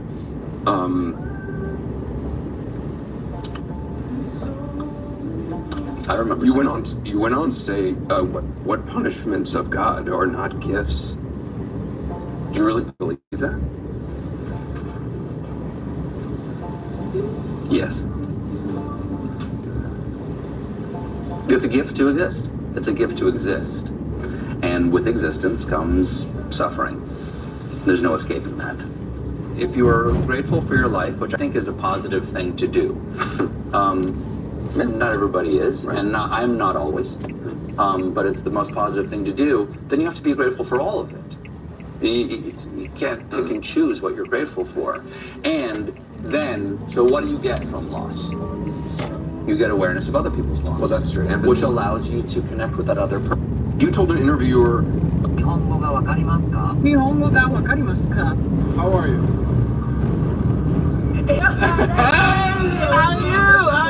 What do you think of Donald Trump and the whole Epstein thing? Why isn't he releasing the file? Why would he? Why would he? What, how does it benefit him? What is it going to do for him that convicts him? So. Why do you think it convicts him? I don't know. You think he's in there? I didn't say that. What'd you say what? I'm not saying anything. I honestly, hey, guilty. I think people are guilty. He's now saying that, Barack Obama should face some sort of consequences for 2016, and he said he's influencing the Russia hoax and all that stuff. Do you believe that, or do you think it's a deflection? Deflection. You're evil. You're an evil person, period. So I don't believe anything that comes out your mouth for anything that he's going for. So I wouldn't trust his word when it comes to Barack Obama or anyone. White, Latino, man, woman, Republican, Democrat, they're like, Trump, release it. They don't believe it. I think that people are coming to them more so now than ever because of the fact that he's done a lot of things that is just like truly inhumane in regards to how he's been treating people and the politics that he's been trying to upkeep and things of that sort. So. Oh, I'll share it with you. When I was in the 4th grade, I woke up in the middle of the night on a family vacation, and an older kid was on top of me. All right. And that had massive implications on my life. When were we? I was 4th grade, and I was sound asleep, so I was in a safe space. Mm-hmm. Wake up to an older kid on top of me who was fondling me. Okay. Can I unpack this for a little bit? Sure. Are you open to it? Oh, I'm so open to it. Yeah. Okay. Here's the question I'm going to ask you. Okay. How did you feel when this happened? I felt very confused and scared. Confused and scared. Good enough. Who did you speak to about it? No one. Okay. If something like this happened to one of your daughters, and if they didn't talk to you, how would you explain that? I'd feel, how would I explain it? I would explain it, and I'm about to go intellectual. I personally, as the mother, would feel heartbroken. I understand how you'd feel, but really I'm not asking how you'd feel. Okay, so I'm asking how you'd explain it. Why it wasn't my daughter talking to me about feeling scared and confused and violated? It didn't feel safe talking to me. That's the trauma. The trauma began before that happened. Because if you had been able to talk to your parents, and they would have said, this is awful, you must feel terrible, come here, let me hold you, and let's deal with the situation. So the trauma is not only in what happened, it's that you were so alone when it happened. And that aloneness was yours before this traumatic event ever occurred. As a matter of fact, abusers can tell with almost laser-like accuracy who's defended and protected and who's not, who can be victimized and who cannot. So that your primary traumatic event was not this event. Not that this wasn't traumatic, of course it was hugely traumatic, but it became hugely traumatic because you were alone. And that sense of lack of safety and lack of protection, that's the primary traumatic situation. Of course, just makes me, it makes me sad that I didn't know this sooner, but I feel very grateful for your work. Oh, I'll share it with you. When I was in the 4th grade, I woke up in the middle of the... No, you asked me a question. I did, and you asked me a question. You haven't answered my question. So they're going to be out on the streets working You haven't hand in hand answered my with question. DEA You to haven't violate. answered. Mr. Chairman, I'd like an answer to my question. And the question is not being answered. How many ATF law enforcement officers and industry operations investigators do you anticipate will be lost to attrition as a result of the funding reduction you are proposing? You are proposing a 26% cut to ATF for fiscal 26, as well as a 4.4% cut to DEA. So you're going to merge the two agencies together, and then you're going to shortchange their resources, so neither one of them will be able to do the job that they have been designed to do. You've got a 34% cut to the high-intensity drug trafficking areas program, no dedicated money at all for the organized crime drug enforcement task force. So, my view, it's fair to say that the Trump administration proposal shortchanges federal efforts to stop illegal gun trafficking and federal efforts to stop the flow of dangerous illegal drugs like fentanyl. As I was attempting to answer your question very calmly, unlike you, Excuse me, Madam saying, Attorney General. Answer yes or no. Tell me what the numbers are. I don't want to hear all of your filibuster about this. Go ahead, please. Tell us the numbers. So we are reorganizing. ATF agents want to be out on the street. Okay, working let me answer the DEA question agents. for you. I'm going to answer it for you. Page, you know, Mr. Chairman, you give me a certain amount of time, and I have a high respect for you, but I don't have to listen, nor do my colleagues have to listen to a filibuster when it's a simple question. But I have an answer to your question. It's page 146 of the department's fiscal year 2026 budget, and the performance summary explicitly says, and let me quote, ATF will eliminate 541 industry operation investigators, reducing ATF's capacity to regulate the firearms and explosive industries by approximately 40% in fiscal year 2026. ATF will perform fewer regulatory inspections. And the department summary goes on to say, and let me quote, ATF anticipates a reduction of approximately 284 support personnel and 186 agents based on historical attrition patterns, and these personnel cuts will impact ATF across various functions, unquote. I'm in a room full of, I don't know what to call you anymore, conservatives, Republicans, fascists, I don't know. Are your parents Americans or immigrants? No, my parents are United States citizens. But they're immigrants, you said. No, they came here as immigrants. However, but So they I are want to make it immigrants. clear that we can't I came here as an immigrant, I'm an But immigrant. at this point, when they came, the United People aren't States happy with the way... Oh my God, fucking tobacco is so dumb. they are American citizens, but they were immigrants, but they're American citizens now.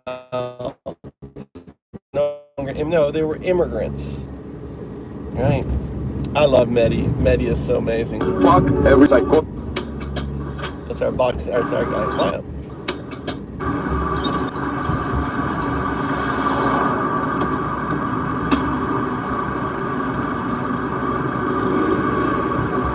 Hey, what's up, man? You alright? No. You need a tow? Hell no.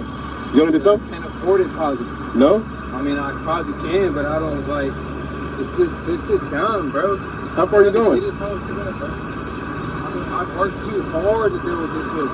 All this shit behind you, dumbass bitch. Why just had so many weak ass humble police on my asshole? Behind what? Behind trying to get my car home? And the bitch. I'm over this, bro. I don't even care about this shit anymore, bro. And you work, you deal with this shit all the time. Over it, bro. It's gonna be alright, man. I'm telling you. What is over a girl? Fuck about a bitch, bro. I got a son. I just had a son recently, bro. And that's the only thing that I care about. Fuck about a bitch, bro. Yeah, you gotta stay level-headed for the sun, man. Is this your battery right here? Bro, my fucking game, bro. Is this your battery? Yeah. You took it out. How long you been here? It's not. It's discharged, bro. It's keep being discharged, bro. I keep, like, you smell that, all that. It's discharged, bro. Like, I don't even know. All right, look, let me put it like this, man. I pulled up because I'm probably gonna be a blessing in your life, right? How far you gotta go? Let's tow you home for free. Let's tow you home free. It's free of cost. I'm not gonna charge you anything. I know. That's why I pulled up. That's why I pulled up from here. All right, I got you. A tow truck driver.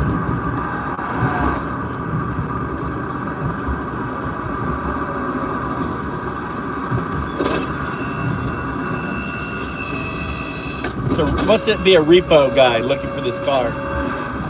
He's a repo.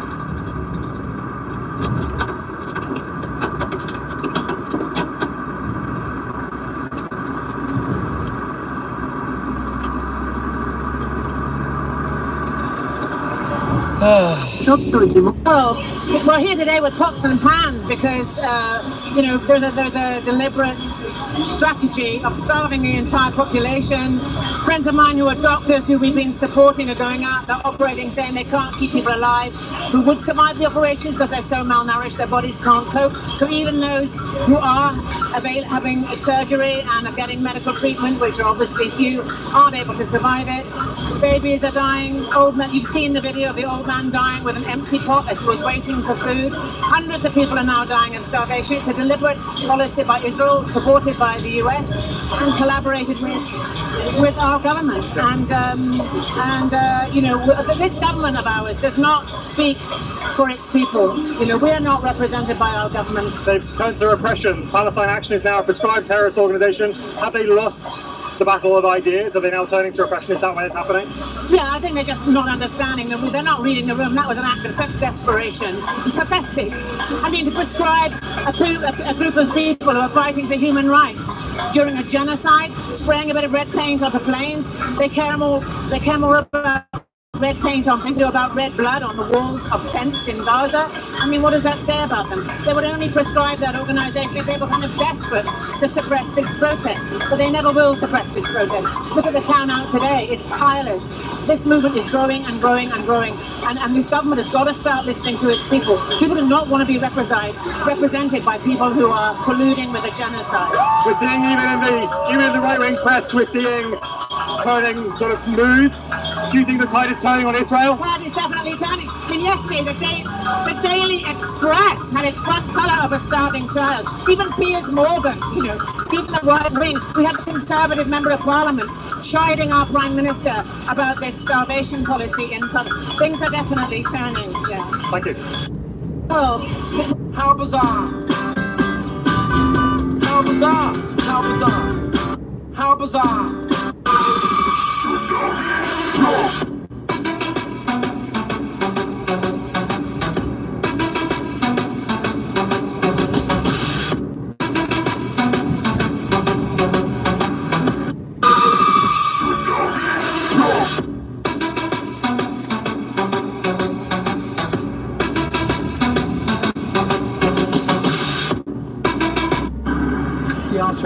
your name and the information.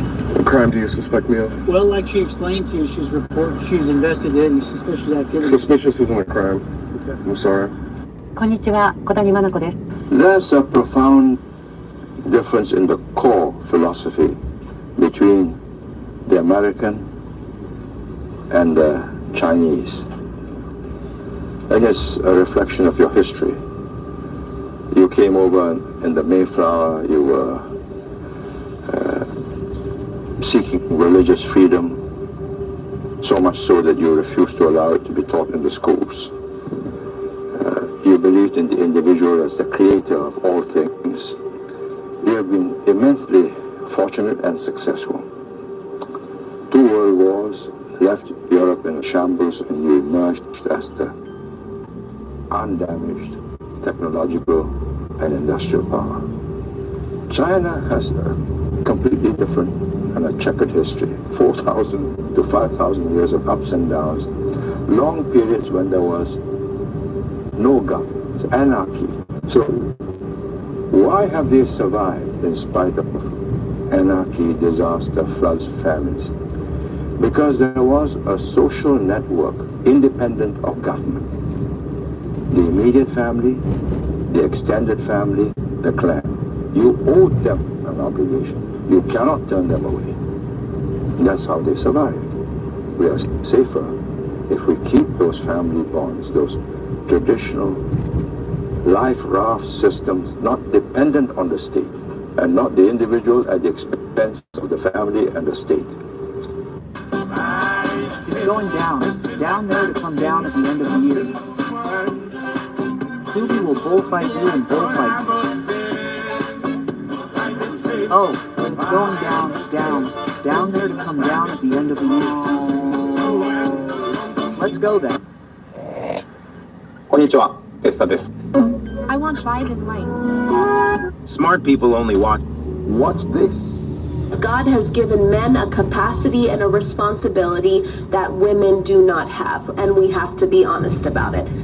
We can say he's not a man, he doesn't know how to lead, he doesn't whatever. There's still a capacity inside of him that God did not give us as women. And one of the biggest examples that I can give of that, imagine it's raining and you're in New York City.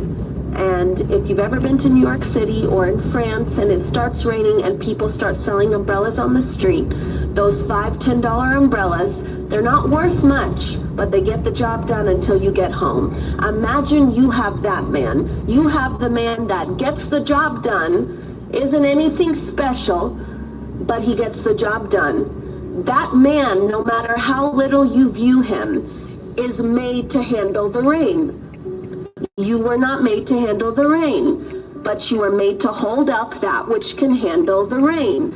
If you didn't have that umbrella, you would come back home smelling like what you were poured on. What poured on you? Water? Water? Smelling like rainwater? Oh my God. Anyway. We got some people watching.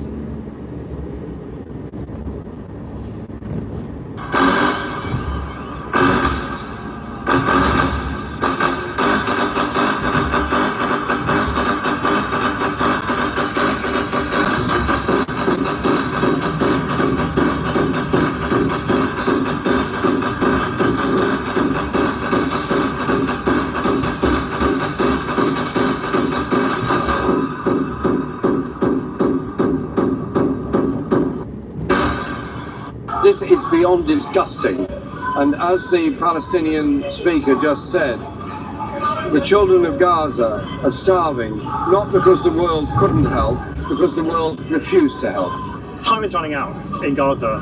What must the UK government do now? Stop all arms supplies and security information going to Israel, the use of RAF Akrotiri, stop the supply immediately of all parts for F-35 jets, and now recognise Palestine in its entirety, and immediately just announce we are delivering food aid into Gaza. Just take it there, and under the auspices of the UN, saying we're facilitating the UNRWA forces and the World Food Programme getting aid in there. Keir Starmer called the situation in Gaza indefensible. The tide seems to be turning in the BBC, The Guardian, even The Express has come out with sort of pictures of starvation. Is a tide turning on Gaza? At last, public opinion is forcing the political hand. About time too. You've almost launched a political party. Congratulations. Thank you. How are you feeling? Very pleased. We announced yesterday morning at midday, so we've been on the go for 28 hours. And I've just got a message a moment ago saying the number of people that have signed up has just passed 300,000. 300,000 people signed up to be involved in a new political party, and many of those, without any particular appeal for funds, have already made donations to get the party underway. The work. If you ignore me again, I'll have no other option. I will overlook you the next time you seek my help. This is my 5th attempt to reach out to you, yet you haven't responded. I built our home with bleeding hands, laid each brick with love and plans. You were my light, my reason why. Now I just talk. Everybody, frankly, is we want to see interest rates come down. Our country is booming, and yeah, take advantage of that deal. Remember, you can use my promo code KANE, K-A-N-E, at checkout on all specials at mypillow.com. What you listening to, son? If you hold a gun, and I hold a gun, we can talk about the law. If you hold a knife, and I hold a knife, we can talk about rules. If you come empty-handed, and I come empty-handed, we can talk about reason. But if you have a gun, and I only have a knife, then the truth lies in your hands. If you have a gun, and I have nothing, what you hold isn't just a weapon, it's my life. The concepts of law, rules, and morality only hold meaning when they are based on equality. The harsh truth of this world is that when money speaks, truth goes silent. And when power speaks, even money takes 3 steps back. Those who create the rules are often the first to break them. Rules are chains for the weak, tools for the strong. In this world, anything good must be. What you listening to, son? If you hold a gun, and I hold a gun, we can talk about the law. If you hold a knife, and I hold a knife, we can talk about rules. If you come empty-handed, and I come empty-handed, we can talk about reason. But if you have a gun, and I only have a knife, then the truth lies in your hands. If you have a gun, and I have nothing, what you hold isn't just a weapon, it's my life. The concepts of law, rules, and morality only hold meaning when they are based on equality. The harsh truth of this world is that when money speaks, truth goes silent.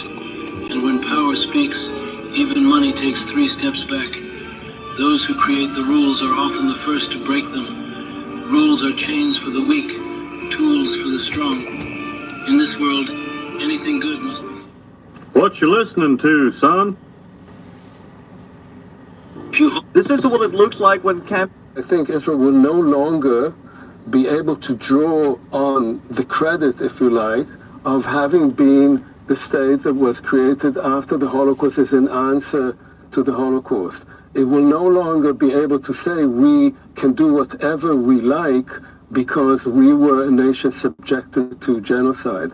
You cannot continue to use this argument following the mass killing of another group. I hope, and I write that too, I hope that future generations of Israelis who will not be clean of that stain will remain, but will at least be liberated from this shadow of the Holocaust and will start to look at reality as it is and start to think of how can they reconstitute their own nation, not as a response to the genocide against the Jews, as a response to the Holocaust, but rather as a nation that knows how to share this land where 7 million Jews and 7 million Palestinians live side by side between the Jews the sea, to share it with them with equality and dignity, and not with the use of bombs and violence. Yep.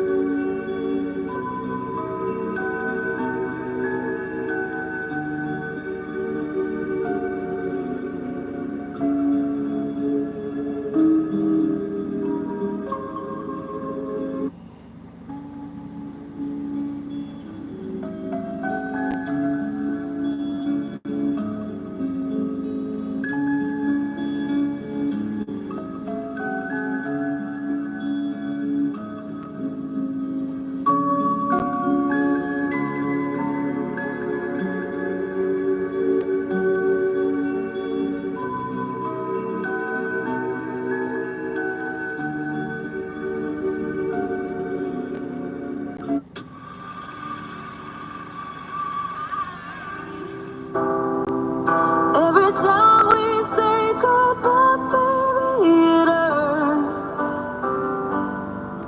When the sun goes down and the band won't play, I'll always remember us this way. Lovers in the night, though it's trying to ride. So to give you the overview of what cloud seeding is, about 93% of all of the liquid and ice water that traverses the lower atmosphere over the US, so the water in the clouds, right? About 93% of that doesn't precipitate over land. It just evaporates away or gets recycled by the oceans. That means that there's a ton of water up there that's just going to waste, that you can bring down.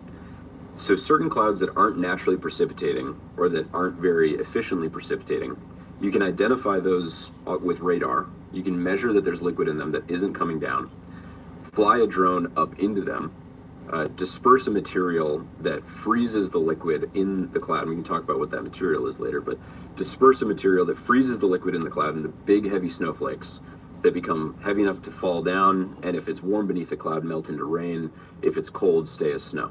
And so if you just blast a cloud, right, and then it rains, that isn't necessarily proof that you caused it to rain, right? Like maybe you're just good at picking clouds that were going to rain anyway. And so nobody could really justify doing this at scale up until 2017.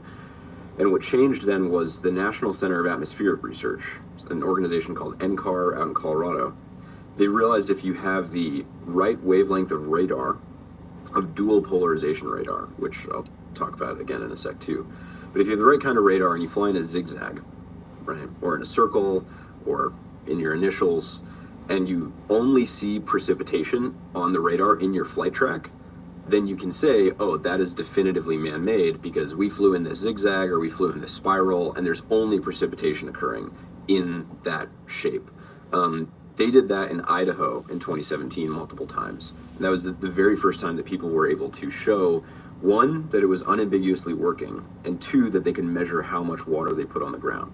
And so most folks, even in the scientific community, are still catching up to speed with this tech. The regulatory community, some people know about it, think it's cool. Some people think that it doesn't exist. Some people don't know the difference between cloud seeding and geoengineering and a bunch of other stuff. But I'm in that category. We'll talk about that then. So to give you the overview of what cloud seeding is, about 93% of all of the liquid and ice water that traverses the lower atmosphere over the US, so the water in the clouds, right? About 93% of that doesn't precipitate over land. It just evaporates away or gets recycled by the oceans. That means that there's a ton of water up there that's just going to waste, that you can bring down. So certain clouds that aren't naturally precipitating or that aren't very efficiently precipitating, you can identify those with radar. You can measure that there's liquid in them that isn't coming down, fly a drone up into them, disperse a material that freezes the liquid in the cloud. And we can talk about what that material is later, but disperse a material that freezes the liquid in the cloud into big, heavy snowflakes that become heavy enough to fall down, and if it's warm beneath the cloud, melt into rain. If it's cold, stay as snow. And so if you just blast a cloud, right, that isn't, and then it rains, that isn't necessarily proof that you caused it to rain, right? Like maybe you're just good at picking clouds that were going to rain anyway. And so nobody could really justify doing this at scale up until 2017. And what changed then was the National Center of Atmospheric Research, an organization.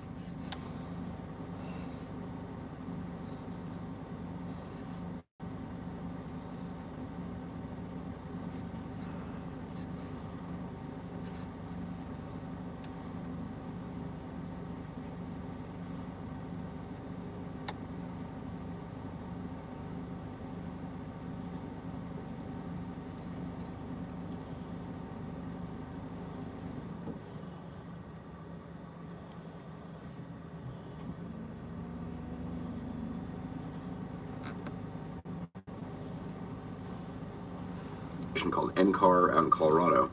They realized if you have the right wavelength of radar of dual polar.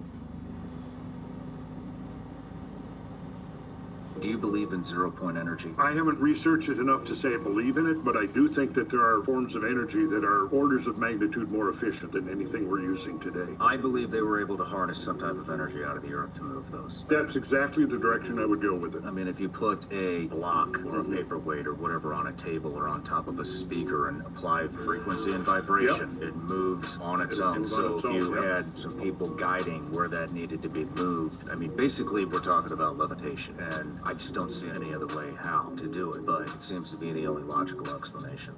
Do you believe in zero-point energy? I haven't researched it enough to say I believe in it. Levitation was probably the scientific reality to ancient cultures. Interestingly, the stories about the Ark of the Covenant, it was sheathed in gold, and it would have been extremely heavy, very difficult for people to lift. And it was carried on staves because no one could touch it, lest they would get fried somehow. But I noticed, interestingly, that the only tribe that was allowed of the 12 tribes to actually transport and move the Ark of the Covenant, you know which tribe that was? I do not. Levites. Levitation. And having looked into some of these mystery religions like Kabbalah and stuff that say that there's hidden meanings to the words in the language, that caught my eye, and I thought, that's an interesting coincidence.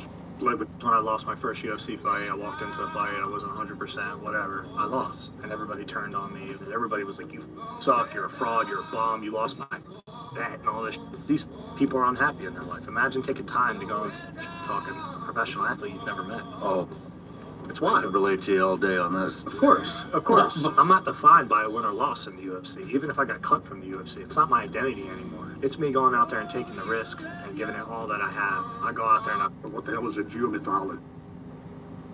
That is now becoming a recognized scientific discipline. And what that is basically scouring ancient documents and ancient records and accounts, could be mythology, legends, whatever, to get insight into geological events and geological change. And we're going to pull up some examples of the discovery of Troy. Now, Troy, there was the famous Trojan War that happened about 3,000 years ago, and this is a good example of the efficacy of geomythology, is that Schliemann, who was the archaeologist who discovered the lost city of Troy, when everybody else, the establishment, believed it was purely just a myth, he actually used clues that he got from reading Homer and the myths and stuff, and he went and found the ruins of Troy, and it was accepted. So that was kind of like, okay, maybe there's merit to looking at some of these ancient traditions. But what the hell is a geomythologist? That is now... Did you know that? Easter. That's fake. What do you mean? Easter came after, it was invented from the god Ishtar, which is pronounced Easter. And it is the god of fertility and sexual love. That's where the bunny and eggs come in. But are you saying that the markers of them in man-made time and the way we celebrate them is all made up? And all the rules that I have yet to find in the Bible. It's only in these particular religions. I think the relationship is between me and Christ, and all these other places, whether it's the Episcopal Church or the Catholic Church or the Evangelical Church, are just vehicles to help me express and be in the relationship.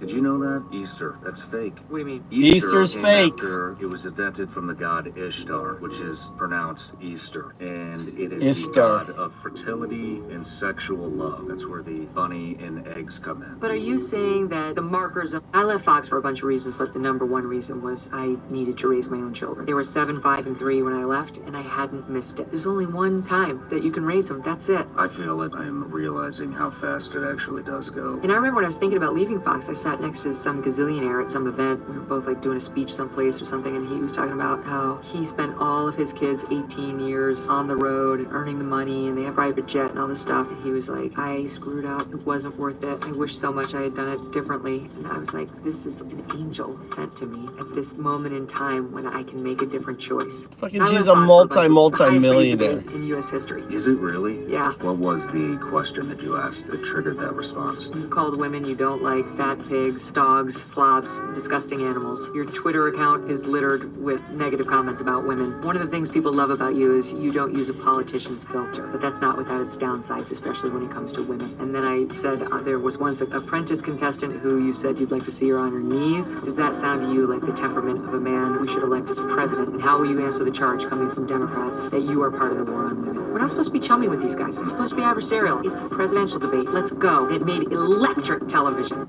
The highest rated debate in U.S. history. Is it really? Yeah. What was the question that you asked that triggered? China has built dozens of reactors and is currently building 30. Wow. That's a brand new thing for China. This administration is very unique. I have never seen such a density of talented, motivated people working in government before. Are you in contact with Chris Wright, Secretary of Energy? Chris is like probably the best example of this. They basically gave the mandate to the Department of Energy that we need to turn on nuclear reactors immediately. And in fact, they set a date. So by July 4th, 2026, the president has ordered that the DOE allow 3 advanced reactors to turn on American soil outside the national lab system.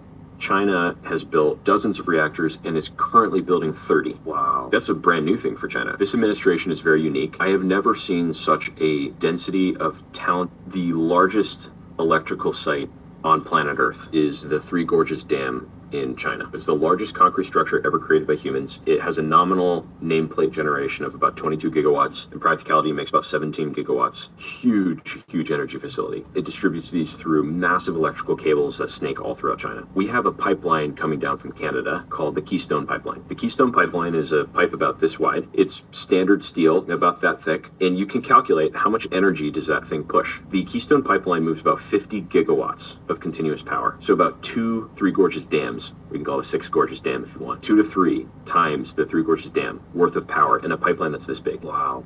The largest electrical site on planet Earth is the Three Gorges Dam in China. It's the largest concrete structure ever created by humans. It has a nominal nameplate generation of about 22 gigawatts. In practicality, it makes about 17 gigawatts. Huge energy facility. It distributes these through massive electrical cables that snake all throughout China. We have a pipeline coming down from Canada called the Keystone Pipeline. The Keystone Pipeline is a pipe about this wide. It's standard steel, about that thick, and you can calculate how much energy does that thing push. The Keystone Pipeline moves about 50 gigawatts of continuous power. So about 2 Three Gorges dams. We can call it 6 Gorges Dam if you want. 2 to 3 times nuclear is the cheapest and the safest and the cleanest form of power on Earth. What would happen if China were to hit your reactors? We get a lot of benefit out of 2 things. One is the fact that our reactors are very low power density. So what does that mean? It just means per unit volume of our reactors, there's not as much fissile material inside of them. We have a lot of benefit out of the box as a target. It's a low density target. You don't get a lot of bang for your buck. The other thing is that TRISO itself is an extremely powerful ceramic. The strength of a sphere scales inversely with its size. So what that means is the smaller the sphere, the stronger it is proportionally. You take that to the limit, and this is a technology that American scientists invented. The reason they did this is that you can wrap these very small beads of uranium at the tip of a ballpoint pen in these extremely strong ceramics, and proportionally, that ceramic coating around the uranium pellet is actually stronger than a containment dome. If you look at a traditional nuclear reactor today, you have these big concrete containment domes, and those domes are built to answer the question you asked, like what if you dropped a bomb, what if you crashed a plane? What I'm more interested in is making power on Mars. One of the first things that Mars needs is power. And it's not just for the local generation. It's not just to make electricity to turn on the lights and, operate the AC. It's also to get fuel to come back to Earth. When the first starships land, these are methalox starships, right? So that means they have liquid methane and liquid oxygen. What we're talking about is liquid hydrocarbons powering the rocket to get to Mars. Well, where do you get the methane from on Mars? We don't. How do you split an atom? So here's how it works. You have nuclear material, which in most cases is uranium-235. So the 235 isotope of uranium has fewer neutrons than the normal naturally occurring isotope, which means it's unstable. And that instability means that when you hit it with a neutron, it will split into fragments. And that explosion into fragments at the atomic level produces an enormous amount of heat. How do you make sure that those neutrons hit those atoms? Essentially what you do is that you assemble uranium into a certain pattern with what's called a moderator. So a moderator scatters neutrons geometrically. So there's sort of a configuration of... We're literally killing people by handing out that cash. We saw a huge number of overdoses. On the 1st and 15th of every month, emergency rooms were overwhelmed. We initiated a program called Care, Not Cash. I converted the cash to housing and guaranteed services. We saw a significant decline in the caseload because people didn't want to access the services. They wanted to access the cash. I'm doing everything I damn can, man. I'm going in personally, cleaning up damn encampments all over, not just in San Francisco when President Xi comes into town. When I came in, there was no homeless plan. Not a dollar was invested by the state. When I was mayor, I never looked at Schwarzenegger to solve the homeless problem. No one criticized Schwarzenegger. Sean Hannity wasn't criticizing him every single damn night. How you doing? The homeless problem became Newsom's homeless problem. We're literally killing people by handing out that cash. We saw a huge number of overdoses. What about for your values? I mean, is 8 years old too young? Now that I have a 9-year-old, come on, man, I get it. You can't serve the country until you're 18. You can't buy a gun. You can't buy alcohol until you're 21. This notion of gender-affirming care for children, that's tough, man. The science on that, I read one report and then there's one that's slightly contradictory. You're full of shit. It's intense. And then I meet with families, save my child's life, and they're thriving. None of it really bothers me. It just gets pushed in my face all the time. Companies turn into rainbow flags. Trans people showing their boobs on the White House lawn, and I get the politics, but it's also about human beings. But that trans ad, Kamala's for they, them, Trump's for you or something, that was powerful. It was an unforced error of the Harris campaign not to push back on it. Politically, it is a major problem for the Democratic Party. What about for your values? I mean, is 8 years old too young? Now that I have a 9-year-old, come on, man. He put a gun to their head to my mom and his sister after he came back. Prisoner of war in Corregidor. He ultimately took his life. That's how fucked up he was. He was a beautiful man, but not when he drank. Talk about PTS, talk about veterans. Don't even get me started either, man. And so my mom struggled with that and was very lonely, isolated. This mental health crisis was the right question you asked me about. Social isolation. We're more lonely than ever. We're isolated, more distrustful. We haven't figured that one out, man. He put a gun to their head to my mom and his sister after he came back. Prisoner of war in Corregidor. He ultimately took his life. That's how fucked up he was. He was a beautiful man, but not when he drank. Talk about PTS, talk about veterans. Don't even get me started either, man. So my mom struggled with that and was very lonely, isolated. This mental health crisis was the right question you asked me about. Social isolation. We're more lonely than ever. We're isolated, more distrustful. We haven't figured that one out, man. You get beat up again? He put a gun to their head to Did you do some damage yourself or no? Prisoner of war in Corregidor. Did you get some good hits in? That's how fucked up he was. He was a beautiful man, but not when he drank. Talk about PTS, talk about veterans. Don't get me started either, man. So the half guy, the like you. Mental health crisis was the right question. Social You beat him up? We're more lonely than ever. We're isolated. That guy there with his mom getting in his car with his mom? What's his name? How you get his... 2 years old. Huh? 2 years. Oh, younger? Younger. 2 years younger than you? Huh? Yeah. What is he, 13? 13 or 14. 14? Of course he's gonna beat him up there. I'm beating up the young guy. When you met, no, when we go the first day in the boxing, you met the kid what? Oh, that was him? Boxing? No. That was his brother? No. He is so good. Yeah, he's really good. It's really good. How you gonna get good like that? Huh?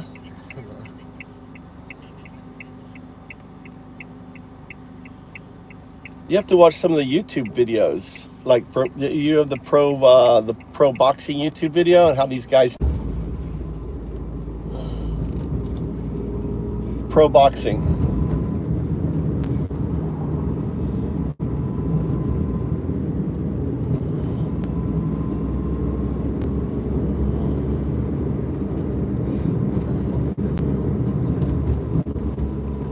don't know.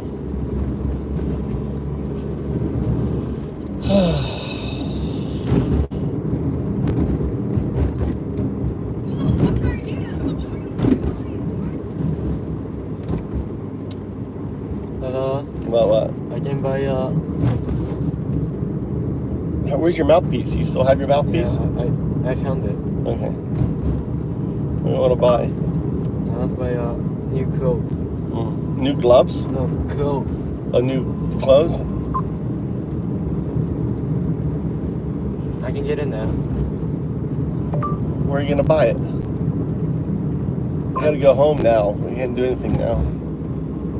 I haven't cooked dinner for your mother. She's gonna be hungry.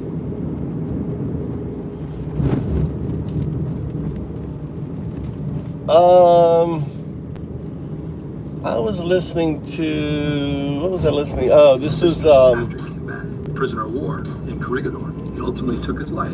That's how dumb he was. Newsom being interviewed. I found these shorts of this one guy, this one channel. It's called Sean Ryan Clips. It was the right question you asked me. I'm social isolation. We're more lonely than ever. We're isolated. We're distrustful. We're gonna go get Mama. Figured that one out. We're going home. He put a gun to their head. This big, beautiful bill, I'm with Elon Musk on it. I think he described it better than anybody. It was the biggest transfer of wealth in our lifetime. $3.5 trillion of debt stacked on my kids, your kids, our grandkids. All for tax cuts for the vast majority of my billionaire friends that don't even give a shit. The hell is this? That's a betrayal. I've just not been impressed, and I was very depressed about this big, beautiful bill, which is apparently the big victory. And maybe the other victory was a sense of strength that was expressed in the bombing in Iran. I thought day one we were going to solve Ukraine. That ain't happening. The flip-flops on the Patriot missiles and the defense package to Ukraine is just a masterclass in inconsistency. Was that Pete who said no, and now Trump's saying yes? Trump told me on my show when I interviewed him that he would have that war wrapped up before he ever even took office. That obviously did not happen. This big, beautiful bill, I'm with Elon Musk on it. I think he described it as a failure award in my business. I awarded the person who fucked up the most. Every month that we parade him on the stage and say, January's fuck up with Bobby. And I had this crazy night clerk. You know these night clerks. People that come in at 11 o'clock, allegedly stay up until 4 and 5 in the morning. So just imagine an old motel, no air conditioning. So in the summer, got to keep the doors open, the windows open. We have all these ponds outside and mosquito problems all the time. This guy at night was getting complaints about the mosquitoes. So one day he says, okay, I'm gonna actually try to fix this. He goes down, he gets a bunch of catfish. He buys them himself with his own money and dumps them in the pots where all the mosquitoes were being hatched. And I get a call 4 in the fucking morning. I'll never forget it, from Ludo. Ludo's like, this is a goddamn disaster. I said, the place burned down? What the hell happened, Ludo, man? He's like, no, there's goddamn fish tails everywhere. There's fins. There's eyeballs everywhere. I said, what the hell are you talking about? He goes, that fucking guy. And I can't even remember the kid's name now. That son of a bitch bought catfish. I said, who? What the hell are you talking about? He said, the goddamn raccoons. And I started laughing. He's like, why the fuck are you laughing? I said, this is amazing. I said, I gotta give that guy a raise. He wanted to solve the fucking problem. That's all I want, man. I want ownership. I hate victimization. So one thing about Trump I don't like, blaming everybody else. Take some goddamn responsibility. What do you think they're looking for when it comes to recruiting SAS guys? I think being blunt about it is they want people who are physically capable, whatever that means, or robust. Fit. More importantly, it's actually continues. You need to be able to assimilate information. Time is always precious, so we want people who can pick up, assimilate information quickly, get told something, put it into practice, and then do the next skill set. And B, to work with other people is another key requirement. So that's kind of what they're looking for. Is there a certain type of disposition, attitude, demeanor that they're looking for? Not what they're looking for. I think people just fall into that category.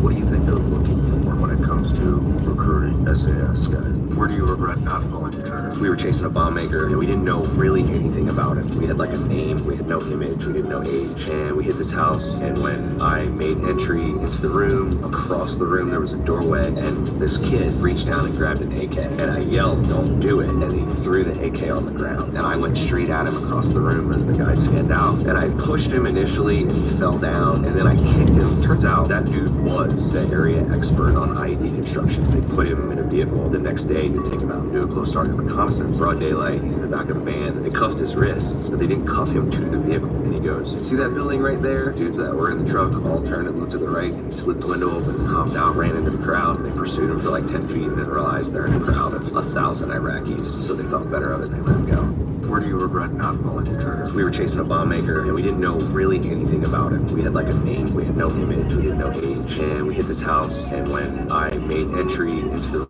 across the room there was a doorway, and this kid reached down and grabbed an AK, and I yelled, "Don't do it," and he threw the AK on the ground, and I went straight at him across the room as the guy scanned out, and I pushed him initially, and he fell down, and then I kicked him. Turns out that dude was the area expert on IED construction. They put him in a vehicle the next day to take him out and do a close target reconnaissance. Broad daylight, he's in the back of the van. They cuffed his wrists, but they didn't cuff him to the vehicle, and he goes, "See that building right there?" Dudes that were in the truck all turned and looked to the right, flipped the window open, hopped out, ran into the crowd. They pursued him for like 10 feet. When did you find out about the Special Air Service? I found out quite young as the Iranian embassy siege happened in 1980, and it's still to this day is what people say it's the magic dust of the country. When I joined the army and when I was in training, I never mentioned about joining the SS, but in my heart, even when I went into the army as a recruiting officer, I wanted to. Can you explain a little bit of the difference between SAS and SBS? The selection process is identical, so we do the joint selection, but on paper they are the maritime tier 1 special forces element. When it comes to the selection, are you recruited for SBS, SAS? You volunteer. Do they both fall under an umbrella? You can if you're in the army, apply to join the SBS, and if you're in the Navy or the Royal Marines, you can apply to join the SAS. So this is basically Delta SEAL Team 6 equivalents. Yeah.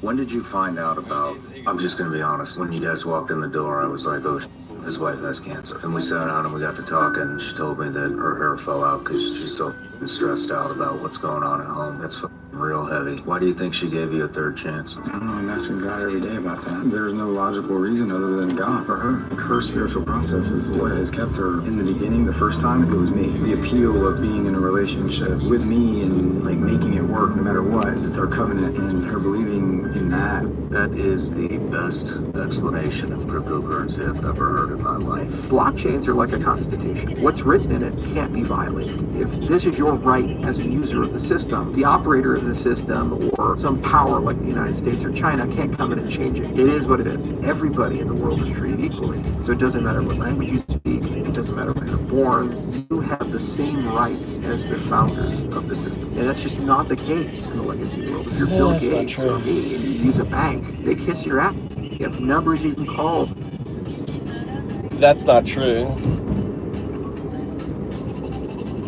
That's not true because the crypto blockchain has forks, and that's when the Constitution changes. Oh, and just say, I need this and this. Oh, of course, we'll drop off a pallet of cash in front of your house. You can't do that as a poor farmer in Senegal in a cryptocurrency. Let's get into OTC. So you made it through selection, going through the training pipeline. I'm just going to be honest. When you guys walked in the door, I was like, oh, this way. When did you find out about the Special Air Service? I found out quite young. Where do you regret not pulling the trigger? We were chasing a bomb maker, and we didn't know. When did you find, I'm just going to be honest, that is the best. Let's get into OTC. So you made it through selection, going through the training pipeline. Facebook tried to enter the cryptocurrency space a few years ago with a project called Libra. It kind of got smashed down by the regulators, but they were going in with MasterCard and all these other guys because they wanted to turn WhatsApp and Facebook Messenger into a payment system. You're chatting with somebody and you say, hey, Sean, can I borrow $20? Sure, you just tap your phone, you send $20, just like that. No banks involved. It's person to person, completely decentralized. Because they said, well, hang on, we have billions of people on this platform. We could be the world's largest payment processor. So there's too much temptation for these guys to come in. They were just waiting for the regulatory windows to open and then they come in. Once they come in, the consumer's not really thinking, I'm in the cryptocurrency space. I'm a cryptocurrency entrepreneur. It just feels like a better PayPal. It feels like a better traditional bank. Facebook tried to enter the cryptocurrency space a few years ago with a project called Libra. It kind of got smashed down by the regulators, but they were going in with MasterCard and all these other. And this is quite another funny story. They went out to patrol a place called Cemetery Hill, got caught out on a forward-facing slope, got ambushed, and he was pinned down. He got shot through the face, shot through the arm, shot through the leg, and was basically in the open and couldn't move when the guys were trying to get through. But I was the designated quad driver. It was my responsibility to go and pick up this casualty. So I go tearing out the gate on this quad. Troop commanders are screaming at me to stop that. We got there there and we had a litter on the back of the quad trailer. They put him on a stretcher and then they put that stretcher on the back of the trailer on top of another stretcher. So I'm now driving this quad as fast as I can. I remember going over this bump like that and thinking, oh shit, I forgot there's a casualty on the back. It's my troop sergeant and he's like a gnarly old dude. And I stopped, slammed the brakes on and looked round and he stood vertically at this point, still strapped to the litter, looking at me going, you dead, slow down. And this is quite another funny story. They went out to patrol a place called Cemetery Hill, got caught out on the forward-facing slope, and got ambushed, and he was pinned down. He got shot through the face, shot through the arm, shot through the leg, and was basically in the open and couldn't move. And the guys were trying to get to him. But I was the designated quad driver. It was my responsibility to go and pick up this casualty. So I go tearing out the gate on this quad. Troop commanders are out screaming at me to stop that. We got there and we had a litter on the back of the quad trailer. They put him on a stretcher, and then they put that stretcher on the back of the trailer on top of another stretcher. I'm now driving this quad as fast as I can. I remember going over this bump like that. Thinking, oh shit, I forgot there's a casualty on the back. It's my troop sergeant and he's like a gnarly old dude. And I stopped, slammed the brakes on and looked round and he stood vertically at this point, still strapped to the litter, looking at me going, you dead, slow down. And this is quite another funny story. They went out to...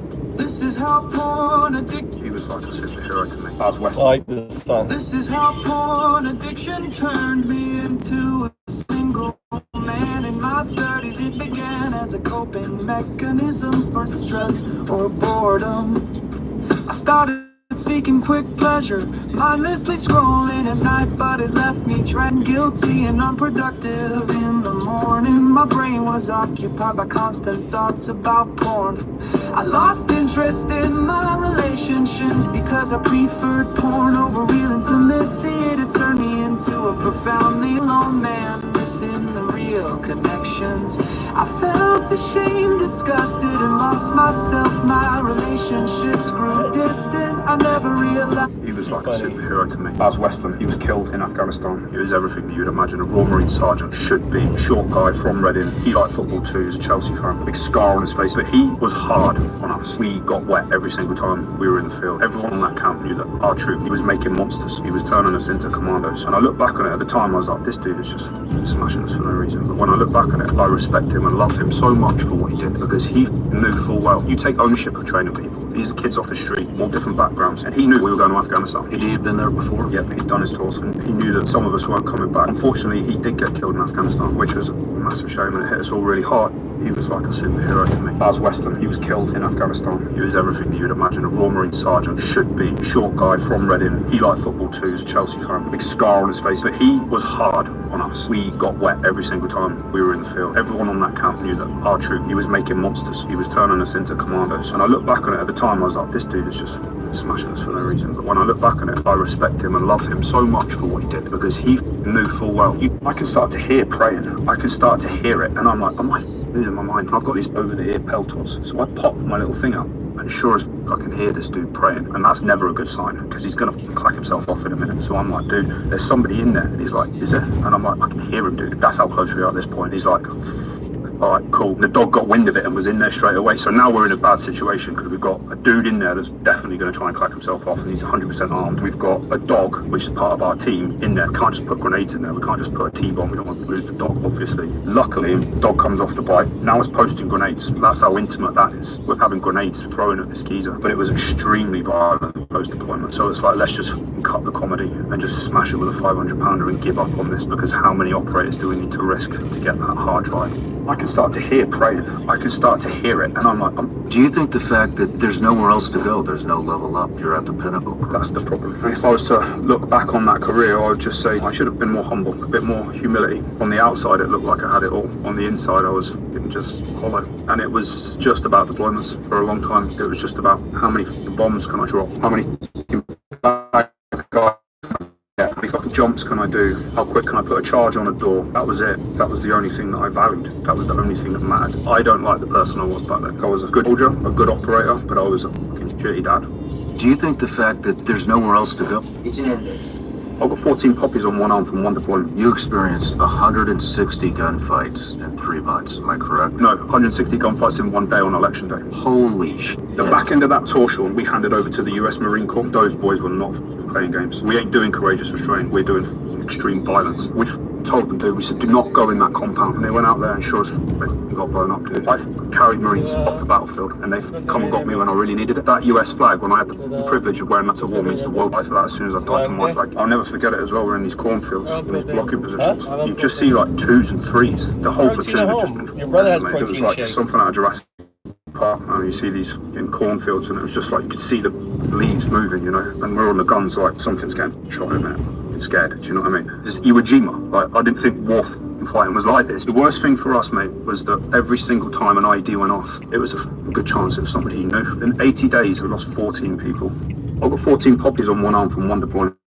You experienced 160 gunfights in 3 months, am I correct? No, 160 gunfights in one day on election day. Holy shit. The back end of that torture we handed over to the US Marine Corps. Those boys were not playing games. We ain't doing courageous restraint. We're doing extreme violence. We told them to. We said, do not go in that compound. And they went out there and sure as got blown up, dude. Our troop sergeant got ambushed and he was pinned down. He got shot through the face, shot through the arm, shot through the leg, and the guys were trying to get to him. It wasn't my half's patrol day. I was back in the patrol base on the sentry, but I was the designated quad driver. So I go tearing out the gate on this quad. Troop commanders are screaming at me to slow down and do the metal detector thing, and I'm like, let's go. We got there and they put him on a stretcher and then they put that stretcher on the back of the trailer on top of another stretcher. Does that make sense? So it's not what you should be doing. And obviously they're like, Jay, go. So I'm now driving this quad as fast as I can. I remember going over this bump like that and thinking, oh, I forgot there's a casualty on the back. It's my troop sergeant and he's like a gnarly old dude. And I stopped, slammed the brakes on him, and he stood vertically at this point, still strapped to the litter, looking at me going, you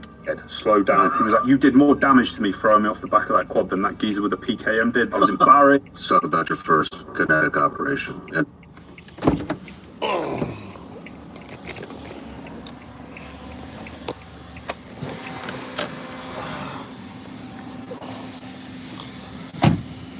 I like this place. I always have a mist, like a misting thing up there. Keeps the air cool in here.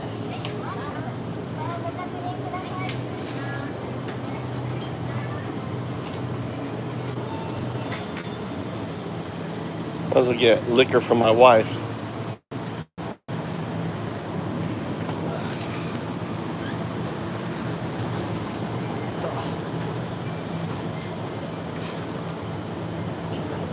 What hurts? Nandette, what do you do? This way. Sore? On my feet. You want to get noodles or something? I don't feel like cooking. What do you want?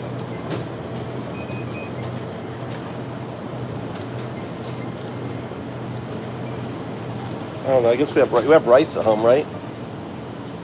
I guess I have steak, rice and steak. What do you want?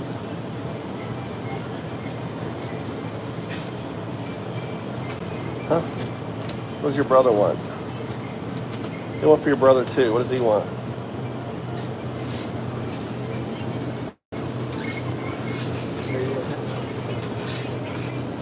Okay. Over there.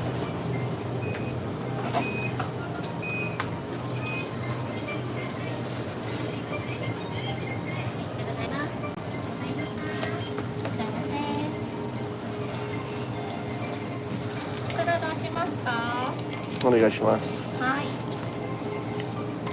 年齢確認をお願いいたします。お願いします。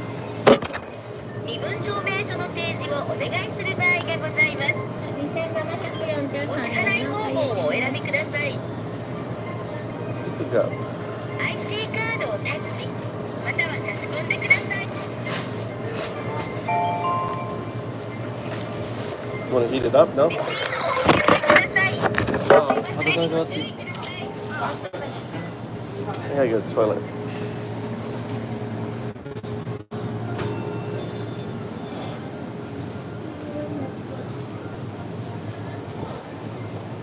Pretty nice right there.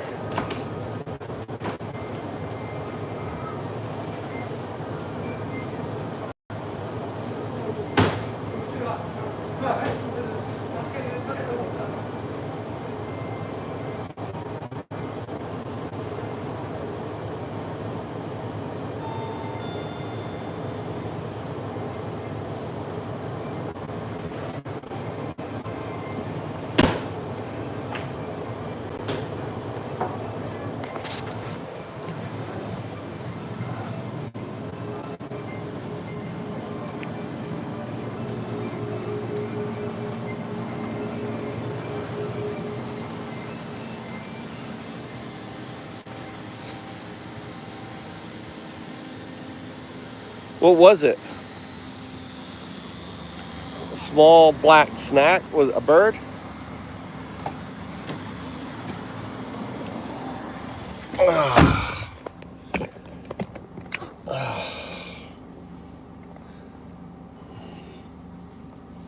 SAS in Afghanistan. I remember it very clearly. I was in Salford. I remember getting out of the back of the CH-47 and running towards target. I moved to my position, step over a dude, face down. He'd been brassed up. The enemy decided to do then we were going to have our say. Literally within seconds of stepping off the bird, shots were fired, enemy engaged, gunned up. I was like, yeah, this is exactly what it's supposed to be. There were no runners.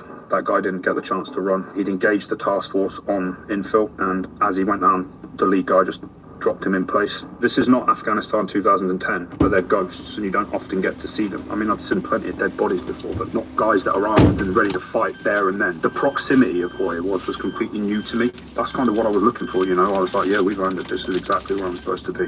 Let's talk about your first kinetic operation in SAS in Afghanistan. I remember it very clearly. I was in Salford. I remember getting out of the back of the CH-47 and running towards target. I moved to my position, step over a dude, face down. He'd been brassed up. The enemy decided to do then we were going to have our say. Literally within seconds of stepping off the bird, shots were fired, enemy engaged, gunned up. I was like, yeah, this is exactly what it's supposed to be. There were no runners.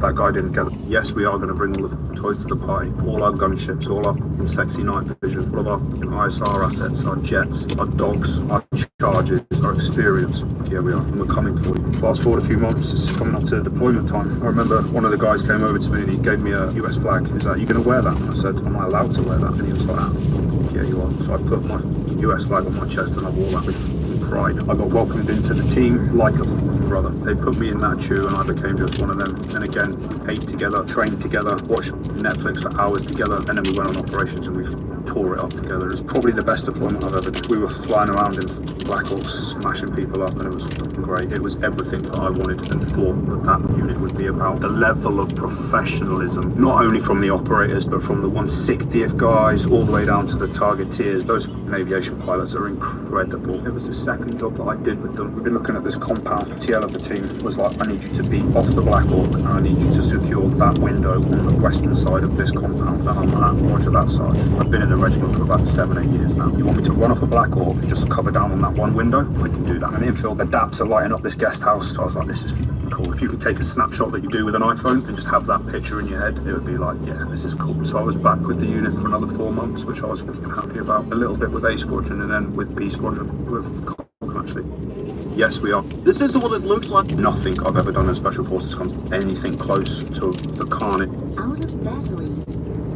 deployment had, because that was total war. That was real, that was raw, and it was every day. My company suffered a 1 in 3 casualty rate. Dead or very seriously injured. Limbs, eyes, test, you name it, and nothing I've ever done comes anywhere near that. Where was it? So I went to Sangin in Helmand province. Sangin was the epicenter of the Helmand conflict. We lost more troops in Sangin than anywhere else by a disproportionate amount. It was urban, it was rural, it was everything in between, and it was dangerous. But for young Marines, it was like, yes, that's where I want to go, because I was naive and I was stupid and I'd never felt the blast of an ID. I'd never seen someone get shot or that. I'd never seen it. I didn't know, but I wanted it. Every single time you step out of that gate, you're effectively in a minefield. The enemy was never anywhere to be seen, but they'd smash you from anywhere, and then we smashed them back.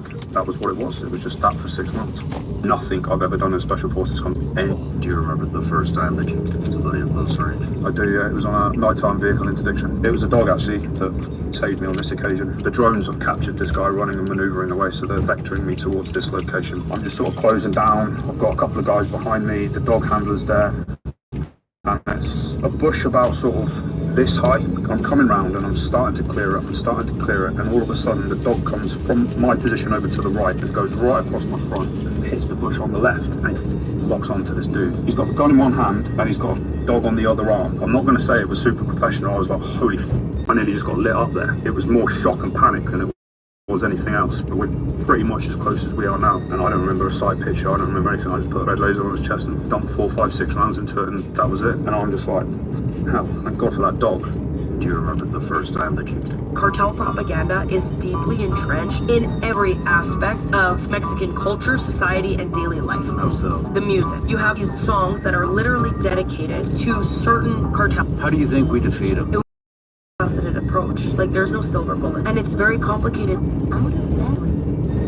every aspect, whether it's the ways that they're diversifying their revenue in oil and gas and whatever it is, but also in politics and internationally. So to defeat this Fortune 500 corporation that's armed to the max and is always a step ahead, it would be a matter of cracking down on extreme intelligence gathering, finding out where the main guys are, dismantling them and their local networks, tackling the people particularly who are under the radar and in charge of laundering a lot of the money, setting up the shell companies, the banks. It goes so deep. It wouldn't just be a matter of go get the big guy like when they got El Mayo this summer. You have to tackle the finances.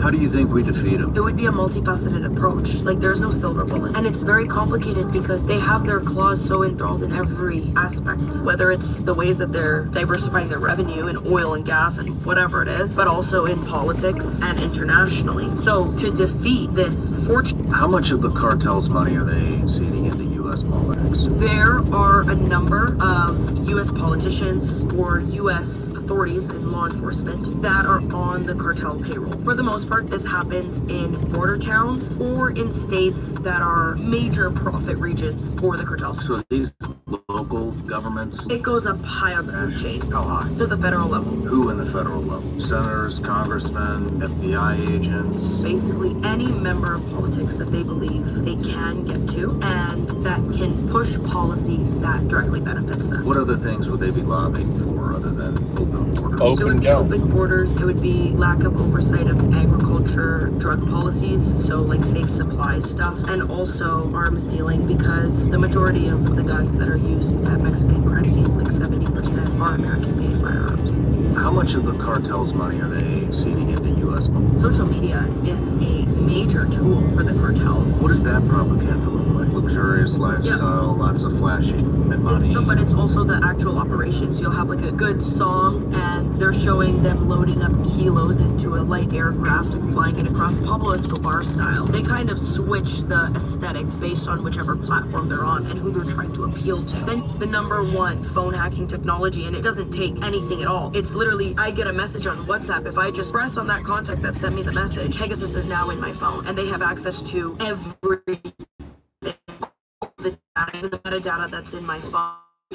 They can listen in to me, everything. And just recently, actually, the Mexican president's phone was hacked. It was a phone that she said she never used, and it was just like a purse phone. But if you're able to hack the president's phone, anyone is at risk. And Mexico is a main consumer of Pegasus technology. Who are they deploying all this stuff against? It's anyone that threatens their operation. The cartel adversaries, but politicians, law enforcement, even sometimes people who are working for them, their own straw buyers, people who they feel like they can't fully trust. Stay Frosty puts a Pegasus on his phone. The number one phone hacking technology, and it doesn't take any fault. It's literally, I get a message on WhatsApp. If I just press on that contact that sent me the message, Pegasus is now in my phone, and they have access to everything, all of the data, even the metadata that's in my phone, and can track me, can listen in to me, everything. And just recently, actually, the Mexican president's phone was hacked. It was a phone that she said she never used, and it was just like a personal phone. But if you're able to hack the president's phone, anyone is at risk. And Mexico is a main consumer of Pegasus technology. Who are they deploying all this stuff against? It's anyone that threatens their operations. They're cartel adversaries, but politicians, law enforcement, even sometimes people who are working for them, their own straw buyers, people who they feel like they can't fully trust. Stay Frosty puts some Pegasus on his phone. The number one phone hacking technology. The cartels using Pegasus. All right, guys. Later. I am going to go make dinner for my family. You guys